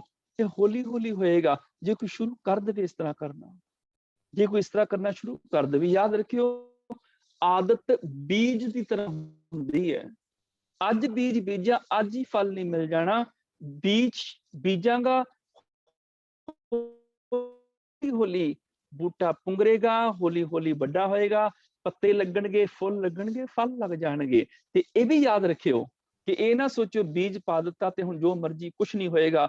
ਬੀਜ ਨੇ ਇੱਕ ਨਾ ਇੱਕ ਦਿਨ ਵਧਣਾ ਹੀ ਵਧਣਾ ਹੈ। ਵੀ ਆਦਤਾਂ ਪਾ ਲਓ, ਉਹਨੂੰ ਮਿੱਟੀ ਪਾ ਕੇ ਢੱਕ ਦੋ, ਉਹਨੇ ਬੁਰੀ ਆਦਤ ਨੇ ਕਦੀ ਨਹੀਂ ਢਕੇ ਰਹਿਣਾ। ਇੱਕ ਨਾ ਇੱਕ ਦਿਨ ਬੁਰੀ ਆਦਤ ਦੇ ਬੀਜ ਨੇ ਧਰਤੀ ਦਾ ਸੀਨਾ ਪਾੜ ਕੇ ਦੁਨੀਆ ਦੇ ਸਾਹਮਣੇ ਆ ਹੀ ਜਾਣਾ। ਇਸ ਬੰਦੇ ਨੇ ਆ ਬੀਜਿਆ ਸੀ, ਬੁਰੀ ਆਦਤ ਨੇ ਨਸ਼ਰ ਹੋਣਾ ਹੀ ਹੋਣਾ ਹੈ। ਇਸੇ ਤਰ੍ਹਾਂ ਚੰਗੀ ਆਦਤ ਦਾ ਬੀਜ ਪਾ ਕੇ ਉਹਨੇ ਵੀ ਨਹੀਂ ਰੁਕਣਾ। ਚੰਗੀ ਆਦਤ ਨੇ ਵੀ ਇੱਕ ਨਾ ਇੱਕ ਦਿਨ ਵੱਡਾ ਹੋ ਕੇ ਦੁਨੀਆ ਸਾਹਮਣੇ ਆਏ। ਇਸ ਕਰਕੇ ਆਦਤ ਇੱਕ ਬੀਜ ਦੀ ਤਰ੍ਹਾਂ ਹੁੰਦੀ ਹੈ। ਜੇ ਮੈਂ ਆਪਣੇ ਅੰਦਰ ਨਾ ਬੀਜ ਬੀਜਾਂਗਾ, ਕਿਸੇ ਦੇ ਪ੍ਰਤੀ ਆ ਜਾਏਗਾ, ਮੈਂ ਕਿਸੇ ਨਿੰਦਾ ਕਰਨੀ ਸ਼ੁਰੂ ਕਰ ਦਿਆਂਗਾ, ਮੈਂ ਪ੍ਰਗਟ ਵੀ ਕਰ ਦਿਆਂਗਾ, ਮੇਰੇ ਸਰੀਰ ਦੇ ਵਿੱਚ ਆ ਜਾਏਗਾ, ਹੱਥ ਉਹਦਾ ਨੁਕਸਾਨ ਕਰਨਾ ਸ਼ੁਰੂ ਕਰ ਦੇਣਗੇ। ਤੇ ਜੇ ਇਹੀ ਮੇਰੀ ਸੋਚ ਦੇ ਵਿੱਚ ਚੰਗੀ ਆਦਤ ਦਾ ਬੀਜ ਬੀਜਿਆ ਹੋਏਗਾ, ਪ੍ਰੇਮ ਦਾ, ਉਹ ਪ੍ਰੇਮ ਜਦੋਂ ਪ੍ਰਗਟ ਹੋਏਗਾ, ਮੇਰੀ ਬੋਲਬਾਣੀ ਮਿੱਠੀ ਹੋ ਜਾਏਗੀ, ਮੇਰੇ ਹੱਥ ਜਦੋਂ ਪ੍ਰਗਟ ਕਰਨਗੇ ਉਸ ਪ੍ਰੇਮ ਨੂੰ, ਕਿਸੇ ਦੀ ਸੇਵਾ ਕਰਨ ਲੱਗ ਜਾਣਗੇ। ਆਦਤ ਬੀਜ ਦੀ ਤਰ੍ਹਾਂ ਹੈ, ਇਹਨੇ ਇੱਕ ਨਾ ਇੱਕ ਦਿਨ ਵੱਧ ਜਾਣਾ ਹੈ, ਮਜ਼ਬੂਤ ਹੋ ਜਾਣਾ ਹੈ। ਹੁਣ ਤੇ ਬੀਜ ਬੜਾ ਕਮਜ਼ੋਰ ਜਿਹਾ ਲੱਗਦਾ ਹੈ, ਪਰ ਇੱਕ ਦਿਨ ਇਹਨੇ ਸਮਰੱਥ ਰੁੱਖ ਬਣ ਜਾਣਾ। ਇਸ ਕਰਕੇ ਜੇ ਹੁਣੇ ਮੈਂ ਕਿਸੇ ਦਾ ਬੁਰਾ ਸੋਚ ਰਿਹਾ, ਇਸ ਬੀਜ ਨੂੰ ਖਤਮ ਕਰਕੇ ਮੈਂ ਚੰਗੀ ਸੋਚ ਦਾ ਬੀਜ ਪੈਦਾ ਕਰ ਲਵਾਂ, ਉਹ ਬੀਜ ਇੱਕ ਨਾ ਇੱਕ ਜ਼ਿੰਦਗੀ ਚ ਪ੍ਰਫੁੱਲਤ ਹੋ ਹੀ ਜਾਣਾ ਹੈ। ਯਾਦ ਰੱਖਿਓ, ਬੰਦਾ ਰੋਜ਼ ਥੋੜਾ ਬਹੁਤਾ ਐਫਰਟ ਕਰੇ। ਇਹ ਨਹੀਂ ਵੀ ਇੱਕੋ ਦਿਨ ਹੀ ਮੈਂ ਸਾਰਾ ਕੁਝ ਕਰ ਲਵਾਂ। 1% ਆਪਣੇ ਆਪ ਨੂੰ ਬਦਲੇ, 1% ਚੰਗੀ ਆਦਤ, 1%। ਸੋਚੋ ਵੀ 1% ਤੇ 1 ਸਾਲ ਵਿੱਚ ਕਿੰਨੇ % ਬਦਲ ਜਾਵਾਂਗਾ।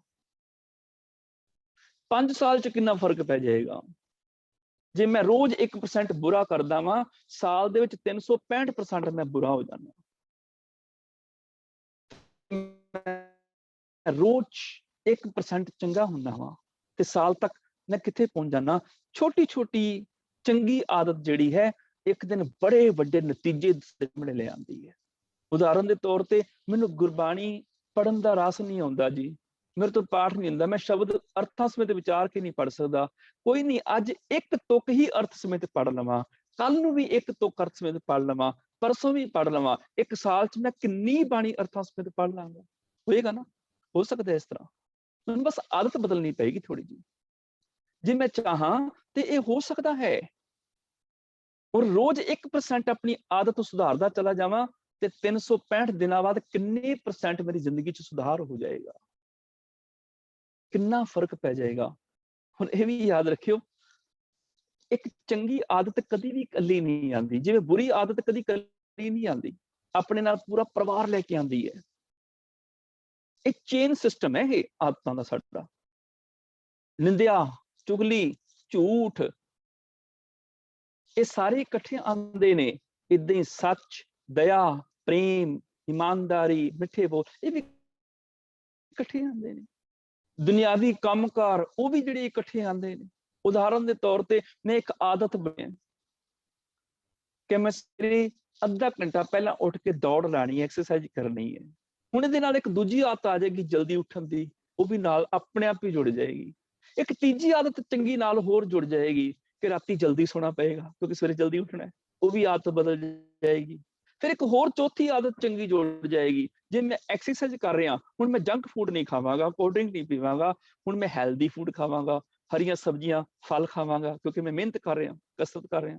ਆਦਤਾਂ ਨਾਲ ਜੁੜਦੀਆਂ ਚਲੀਆਂ ਜਾਂਦੀਆਂ ਨੇ।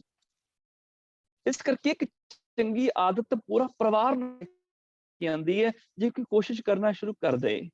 ਅੱਜ ਮੈਂ ਆਪਣੀ ਸੋਚ ਕਰਦਿਆਂ ਪ੍ਰੇਮ ਵਾਲੀ ਕਿ ਦੂਜੇ ਚ ਰੱਬ ਹੈ ਤੇ ਉਹਦੇ ਨਾਲ ਇੱਕ ਹੋਰ ਆਦਤ ਜੁੜ ਜਾਏਗੀ। ਜੇ ਉਹਦੇ ਚ ਰੱਬ ਹੈ ਫਿਰ ਮੈਂ ਮਿੱਠਾ ਬੋਲਾਂ, ਉਹਨੂੰ ਰੱਬ ਹੈ ਨਾ।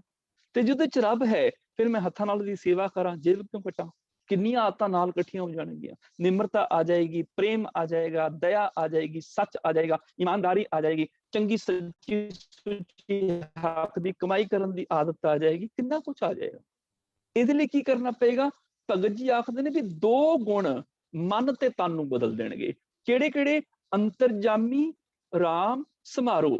ਸਮਾਰੋ ਮੈਨੇ ਚੇਤੇ ਕਰ ਲਓ। ਇੱਕ ਚੇਤੇ ਕਰ ਲਓ ਅੰਤਰਜਾਮੀ ਹੈ, ਉਹ ਅੰਦਰ ਨੂੰ ਜਾਣਦਾ ਹੈ। ਫਿਰ ਮੇਰੀ ਸੋਚ ਨੂੰ ਜੇ ਪੜ੍ਹ ਸਕਦਾ ਹੈ, ਮੈਂ ਆਪਣੀ ਮਨ ਦੀ ਸੋਚ ਬਦਲ ਲਵਾਂਗਾ।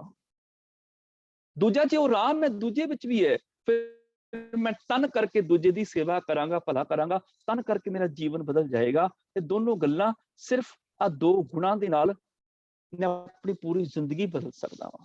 ਅੰਤਰਜਾਮੀ ਰਾਮ ਸਮਾਰੋ ਭਾਵ ਸਾਰਿਆਂ ਦੇ ਅੰਦਰ ਉਸ ਰਮੇ ਹੋਏ ਰਾਮ ਨੂੰ ਚੇਤੇ ਕਰ ਲਓ। ਉਹ ਅੰਦਰ ਦੀ ਜਾਣਦਾ ਹੈ। ਜੇ ਅੰਦਰ ਦੀ ਜਾਣਦਾ ਹੈ, ਮੇਰੇ ਅੰਦਰ ਦੀ ਸੋਚ ਚੰਗੀ ਹੋ ਜਾਏਗੀ। ਜੇ ਸਾਰਿਆਂ ਦੇ ਅੰਦਰ ਰਮਿਆ ਹੋਇਆ, ਮੇਰੇ ਬਾਹਰਲੇ ਪਾਪ ਵਿਕਾਰ ਖਤਮ ਹੋ ਜਾਣਗੇ। ਭਾਵ ਮੱਸਿਆ ਦੇ ਇਸ਼ਨਾਨ ਕਰਨ ਨਾਲ ਕੋਈ ਲਾਭ ਨਹੀਂ ਹੋਣਾ, ਮੱਸਿਆ ਦੇ ਦਿਨ ਦੀਵੇ ਜਗਾਉਣ ਨਾਲ ਕੋਈ ਲਾਭ ਨਹੀਂ ਹੋਏਗਾ, ਮੱਸਿਆ ਦੇ ਦਿਨ ਵਰਤ ਰੱਖਣ ਨਾਲ ਕੋਈ ਲਾਭ ਨਹੀਂ ਹੋਏਗਾ। ਹਾਂ, ਮੱਸਿਆ ਦੇ ਦਿਨ ਜੇ ਉਸ ਅੰਤਰਜਾਮੀ ਰੱਬ ਨੂੰ ਜਾਣ ਲਓ, ਅੰਦਰ ਦੀ ਜਾਣਦਾ ਹੈ, ਤੇ ਸਾਰਿਆਂ ਵਿੱਚ ਰਮੇ ਹੋਏ ਰਾਮ ਨੂੰ ਦੇਖ ਕੇ ਸਾਰਿਆਂ ਨਾਲ ਇੱਕੋ ਜਿਹਾ ਪ੍ਰੇਮ ਵਾਲਾ ਵਿਹਾਰ ਕਰੋ, ਫਿਰ ਕੀ ਤਬਦੀਲੀ ਆਏਗੀ? ਜੀਵਤ ਪਾਵੋ ਮੋਖ ਦੁਆਰ। ਜੀਵਤ ਪਾਓ ਮੈਨੇ ਜਿਉਂਦੇ ਜੀ ਪ੍ਰਾਪਤ ਕਰ ਲਓ ਮੋਖ ਦੁਆਰ। ਤੁਸੀਂ ਜਿਉਂਦਿਆਂ ਜੀ ਮੋਕਸ਼ ਪਾ ਲਓਗੇ, ਤੁਹਾਨੂੰ ਜਿਉਂਦਿਆਂ ਜੀ ਮੁਕਤੀ ਹੋ ਜਾਏਗੀ। ਜਿਉਂਦਿਆਂ ਜੀ ਮੁਕਤੀ ਕਿੱਥੋਂ ਹੋਏਗੀ? ਹੁਣ ਮਰਨ ਤੋਂ ਬਾਅਦ ਨਾ ਤੇ ਮੁਕਤੀ ਦੀ ਲਾਲਸਾ ਰਹੀ, ਮਰਨ ਤੋਂ ਬਾਅਦ ਨਾ ਸਵਰਗ ਦੀ ਇੱਛਾ ਰਹੀ, ਨਾ ਨਰਕਾਂ ਦਾ ਡਰ ਰਿਹਾ। ਜਿਉਂਦੇ ਜੀ ਮੁਕਤ ਹੋ ਗਏ। ਤੇ ਜਿਉਂਦੇ ਜੀ ਮੁਕਤ ਕਿਵੇਂ ਹੋਣਾ? ਜਿਉਂਦੇ ਜੀ ਅਸੀਂ ਫਿਰ ਕ੍ਰੋਧ ਤੋਂ ਮੁਕਤ ਹੋ ਜਾਵਾਂਗੇ, ਲੋਭ ਤੋਂ ਮੁਕਤ ਹੋ ਜਾਵਾਂਗੇ, ਨਿੰਦਿਆ, ਚੁਗਲੀ, ਈਰਖਾ, ਝੂਠ ਤੋਂ ਮੁਕਤ ਹੋ ਜਾਵਾਂਗੇ। ਜਿਉਂਦੇ ਜੀ ਅਸੀਂ ਆਸ਼ਾਵਾਂ, ਤ੍ਰਿਸ਼ਨਾਵਾਂ, ਲੋਭ, ਲਾਲਚ ਤੋਂ ਮੁਕਤ ਹੋ ਜਾਵਾਂਗੇ। ਇਸ ਤਰ੍ਹਾਂ ਭਗਤ ਜੀ ਆਖਦੇ ਨੇ ਕਿ ਤੁਸੀਂ ਜਿਉਂਦੇ ਜੀ ਮੁਕਤ ਹੋ ਜਾਓਗੇ। ਜੀਵਤ ਪਾਵੋ ਮੋਖ ਦੁਆਰ ਭਾਵ ਜੇ ਆਸ਼ਾਵਾਂ ਦਾ ਤਿਆਗ ਕਰਕੇ, ਅੰਦਰ ਦੀ ਜਾਣਨ ਵਾਲੇ ਅੰਤਰਜਾਮੀ ਨੂੰ ਚੇਤੇ ਕਰਕੇ, ਸਾਰਿਆਂ ਚ ਰਮੇ ਹੋਏ ਰਾਮ ਨੂੰ ਯਾਦ ਕਰਕੇ ਤੁਸੀਂ ਵਿਹਾਰ ਕਰੋਗੇ ਤੇ ਤੁਸੀਂ ਜਿਉਂਦੇ ਜੀ ਵਿਕਾਰਾਂ ਤੋਂ ਮੁਕਤ ਹੋ ਜਾਓਗੇ। ਮਰਨ ਤੋਂ ਬਾਅਦ ਦੀ ਮੁਕਤੀ ਦੀ ਚਿੰਤਾ ਹੀ ਨਹੀਂ ਰਹੇਗੀ। ਲਾਲਚੀ ਸਵਰਗ ਦੇ ਨਹੀਂ ਰਹਿਣਗੇ, ਨਰਕਾਂ ਦੇ ਡਰ ਖਤਮ ਹੋ ਜਾਣਗੇ। ਆਹ ਜੀਵਨ ਮੁਕਤੀ ਦਾ ਸਿਧਾਂਤ ਪੇਸ਼ ਕਰ ਦਿੱਤਾ ਭਗਤ ਕਬੀਰ ਜੀ ਨੇ। 2 ਗੁਣ ਤੁਹਾਡੀ ਜ਼ਿੰਦਗੀ ਨੂੰ ਜਿਉਂਦੇ ਜੀ ਵਿਕਾਰਾਂ ਤੋਂ ਮੁਕਤ ਕਰ ਦੇਣਗੇ। ਜੀਵਤ ਪਾਵੋ ਮੋਖ ਦੁਆਰ, ਅਨੁਭਵ ਸ਼ਬਦ ਤਤ ਨਿਜ ਸਾਰ। ਸਾਰ ਮੈਨੇ ਸ੍ਰੇਸ਼ਟ ਨਿਜ, ਨਿੱਜੀ ਆਪਣਾ, ਤਤ ਮੈਨੇ ਅਸਲਾ, ਆਪਣੇ ਸ੍ਰੇਸ਼ਟ ਅਸਲੇ ਦਾ ਜਿਹੜਾ ਤੁਹਾਡਾ ਸ੍ਰੇਸ਼ਟ ਅਸਲਾ ਹੈ। ਅਨੁਭਵ ਮੈਨੇ ਡਰ ਤੋਂ ਰਹਿਤ, ਭਉ ਤੋਂ ਰਹਿਤ। ਉਹਦੇ ਸ਼ਬਦ ਹੁਕਮ ਦਾ ਪਤਾ ਲੱਗੇਗਾ, ਉਹਦੇ ਸ਼ਬਦ ਦਾ, ਉਹਦੇ ਹੁਕਮ ਦਾ ਪਤਾ ਲੱਗੇਗਾ, ਜੋ ਆਪਣੀ ਅਸਲੀਅਤ ਹੈ ਨਿਰੋਲ, ਆਪਣਾ ਆਪਾ, ਤਤ ਨਿਜ ਸਾਰ, ਨਿੱਜੀ ਜਿਹੜਾ ਆਪਣਾ ਆਪਾ ਸਾਰ ਸ੍ਰੇਸ਼ਟ ਜਿਹੜਾ ਹੈ ਨਾ, ਤਤ ਅਸਲਾ, ਉਸ ਆਪਣੇ ਆਪੇ ਦੀ ਪਛਾਣ ਹੋ ਜਾਏਗੀ। ਨਿਡਰ ਪ੍ਰਭੂ ਦੇ ਹੁਕਮ ਦਾ ਜਦੋਂ ਸ਼ਬਦ ਦਾ ਪਤਾ ਚੱਲੇਗਾ, ਉਹਦੇ ਹੁਕਮ ਵਿੱਚ ਚੱਲ ਕੇ ਸਾਨੂੰ ਆਪਣੇ ਅਸਲੇ ਦੀ ਪਛਾਣ ਆ ਜਾਏਗੀ। ਤੇ ਸਾਡਾ ਆਪਣਾ ਅਸਲਾ ਹੈ ਕਿ ਮਨ ਤੂੰ ਜੋਤ ਸਰੂਪ ਹੈ, ਆਪਣਾ ਮੂਲ ਪਛਾਣ। ਮਨ ਹਰ ਜੀ ਤੇਰਾ ਨਾਲ ਹੈ, ਗੁਰਮਤੀ ਰੰਗ ਮਾਨ। ਅਨਭਉ ਨਿਡਰ ਪ੍ਰਭੂ ਸ਼ਬਦ, ਉਹਦਾ ਗਿਆਨ, ਨਿਰਭਉ ਪ੍ਰਭੂ ਦਾ ਜਦੋਂ ਗਿਆਨ ਆ ਜਾਏਗਾ ਕਿ ਉਹ ਤੇ ਮੇਰੇ ਅੰਦਰ ਹੀ ਬੈਠਾ ਹੈ, ਤਤ ਨਿਜ ਸਾਰ, ਆਪਣੇ ਅਸਲੇ ਦਾ, ਆਪਣੇ ਸ੍ਰੇਸ਼ਟ ਅਸਲੇ ਦਾ ਤਤ ਮਿਲ ਜਾਏਗਾ, ਗਿਆਨ ਮਿਲ ਜਾਏਗਾ, ਪਛਾਣ ਆ ਜਾਏਗੀ, ਉਹ ਪ੍ਰਭੂ ਮੇਰੇ ਅੰਦਰ ਹੀ ਹੈ। ਅੱਗੇ ਰਹਾਉ ਦਾ ਜਿਹੜਾ ਬੰਦ ਹੈ, ਉਹਦੇ ਚ ਸਾਰੀ ਬਾਣੀ ਦਾ ਸਾਰ ਹੈ। ਇਸ ਸੰਬੰਧੀ ਵਿਚਾਰਾਂ ਅਸੀਂ ਅਗਲੀ ਕਲਾਸ ਵਿੱਚ ਕਰਾਂਗੇ। ਹੋਈਆਂ ਬੇਅੰਤ ਭੁੱਲਾਂ ਗਲਤੀਆਂ ਖਿਮਾ ਕਰਨੀਆਂ ਜੀ। ਮਿਲ ਕੇ ਫਤਿਹ ਬੁਲਾਓ। ਵਾਹਿਗੁਰੂ ਜੀ ਕਾ ਖਾਲਸਾ, ਵਾਹਿਗੁਰੂ ਜੀ ਕੀ ਫਤਿਹ।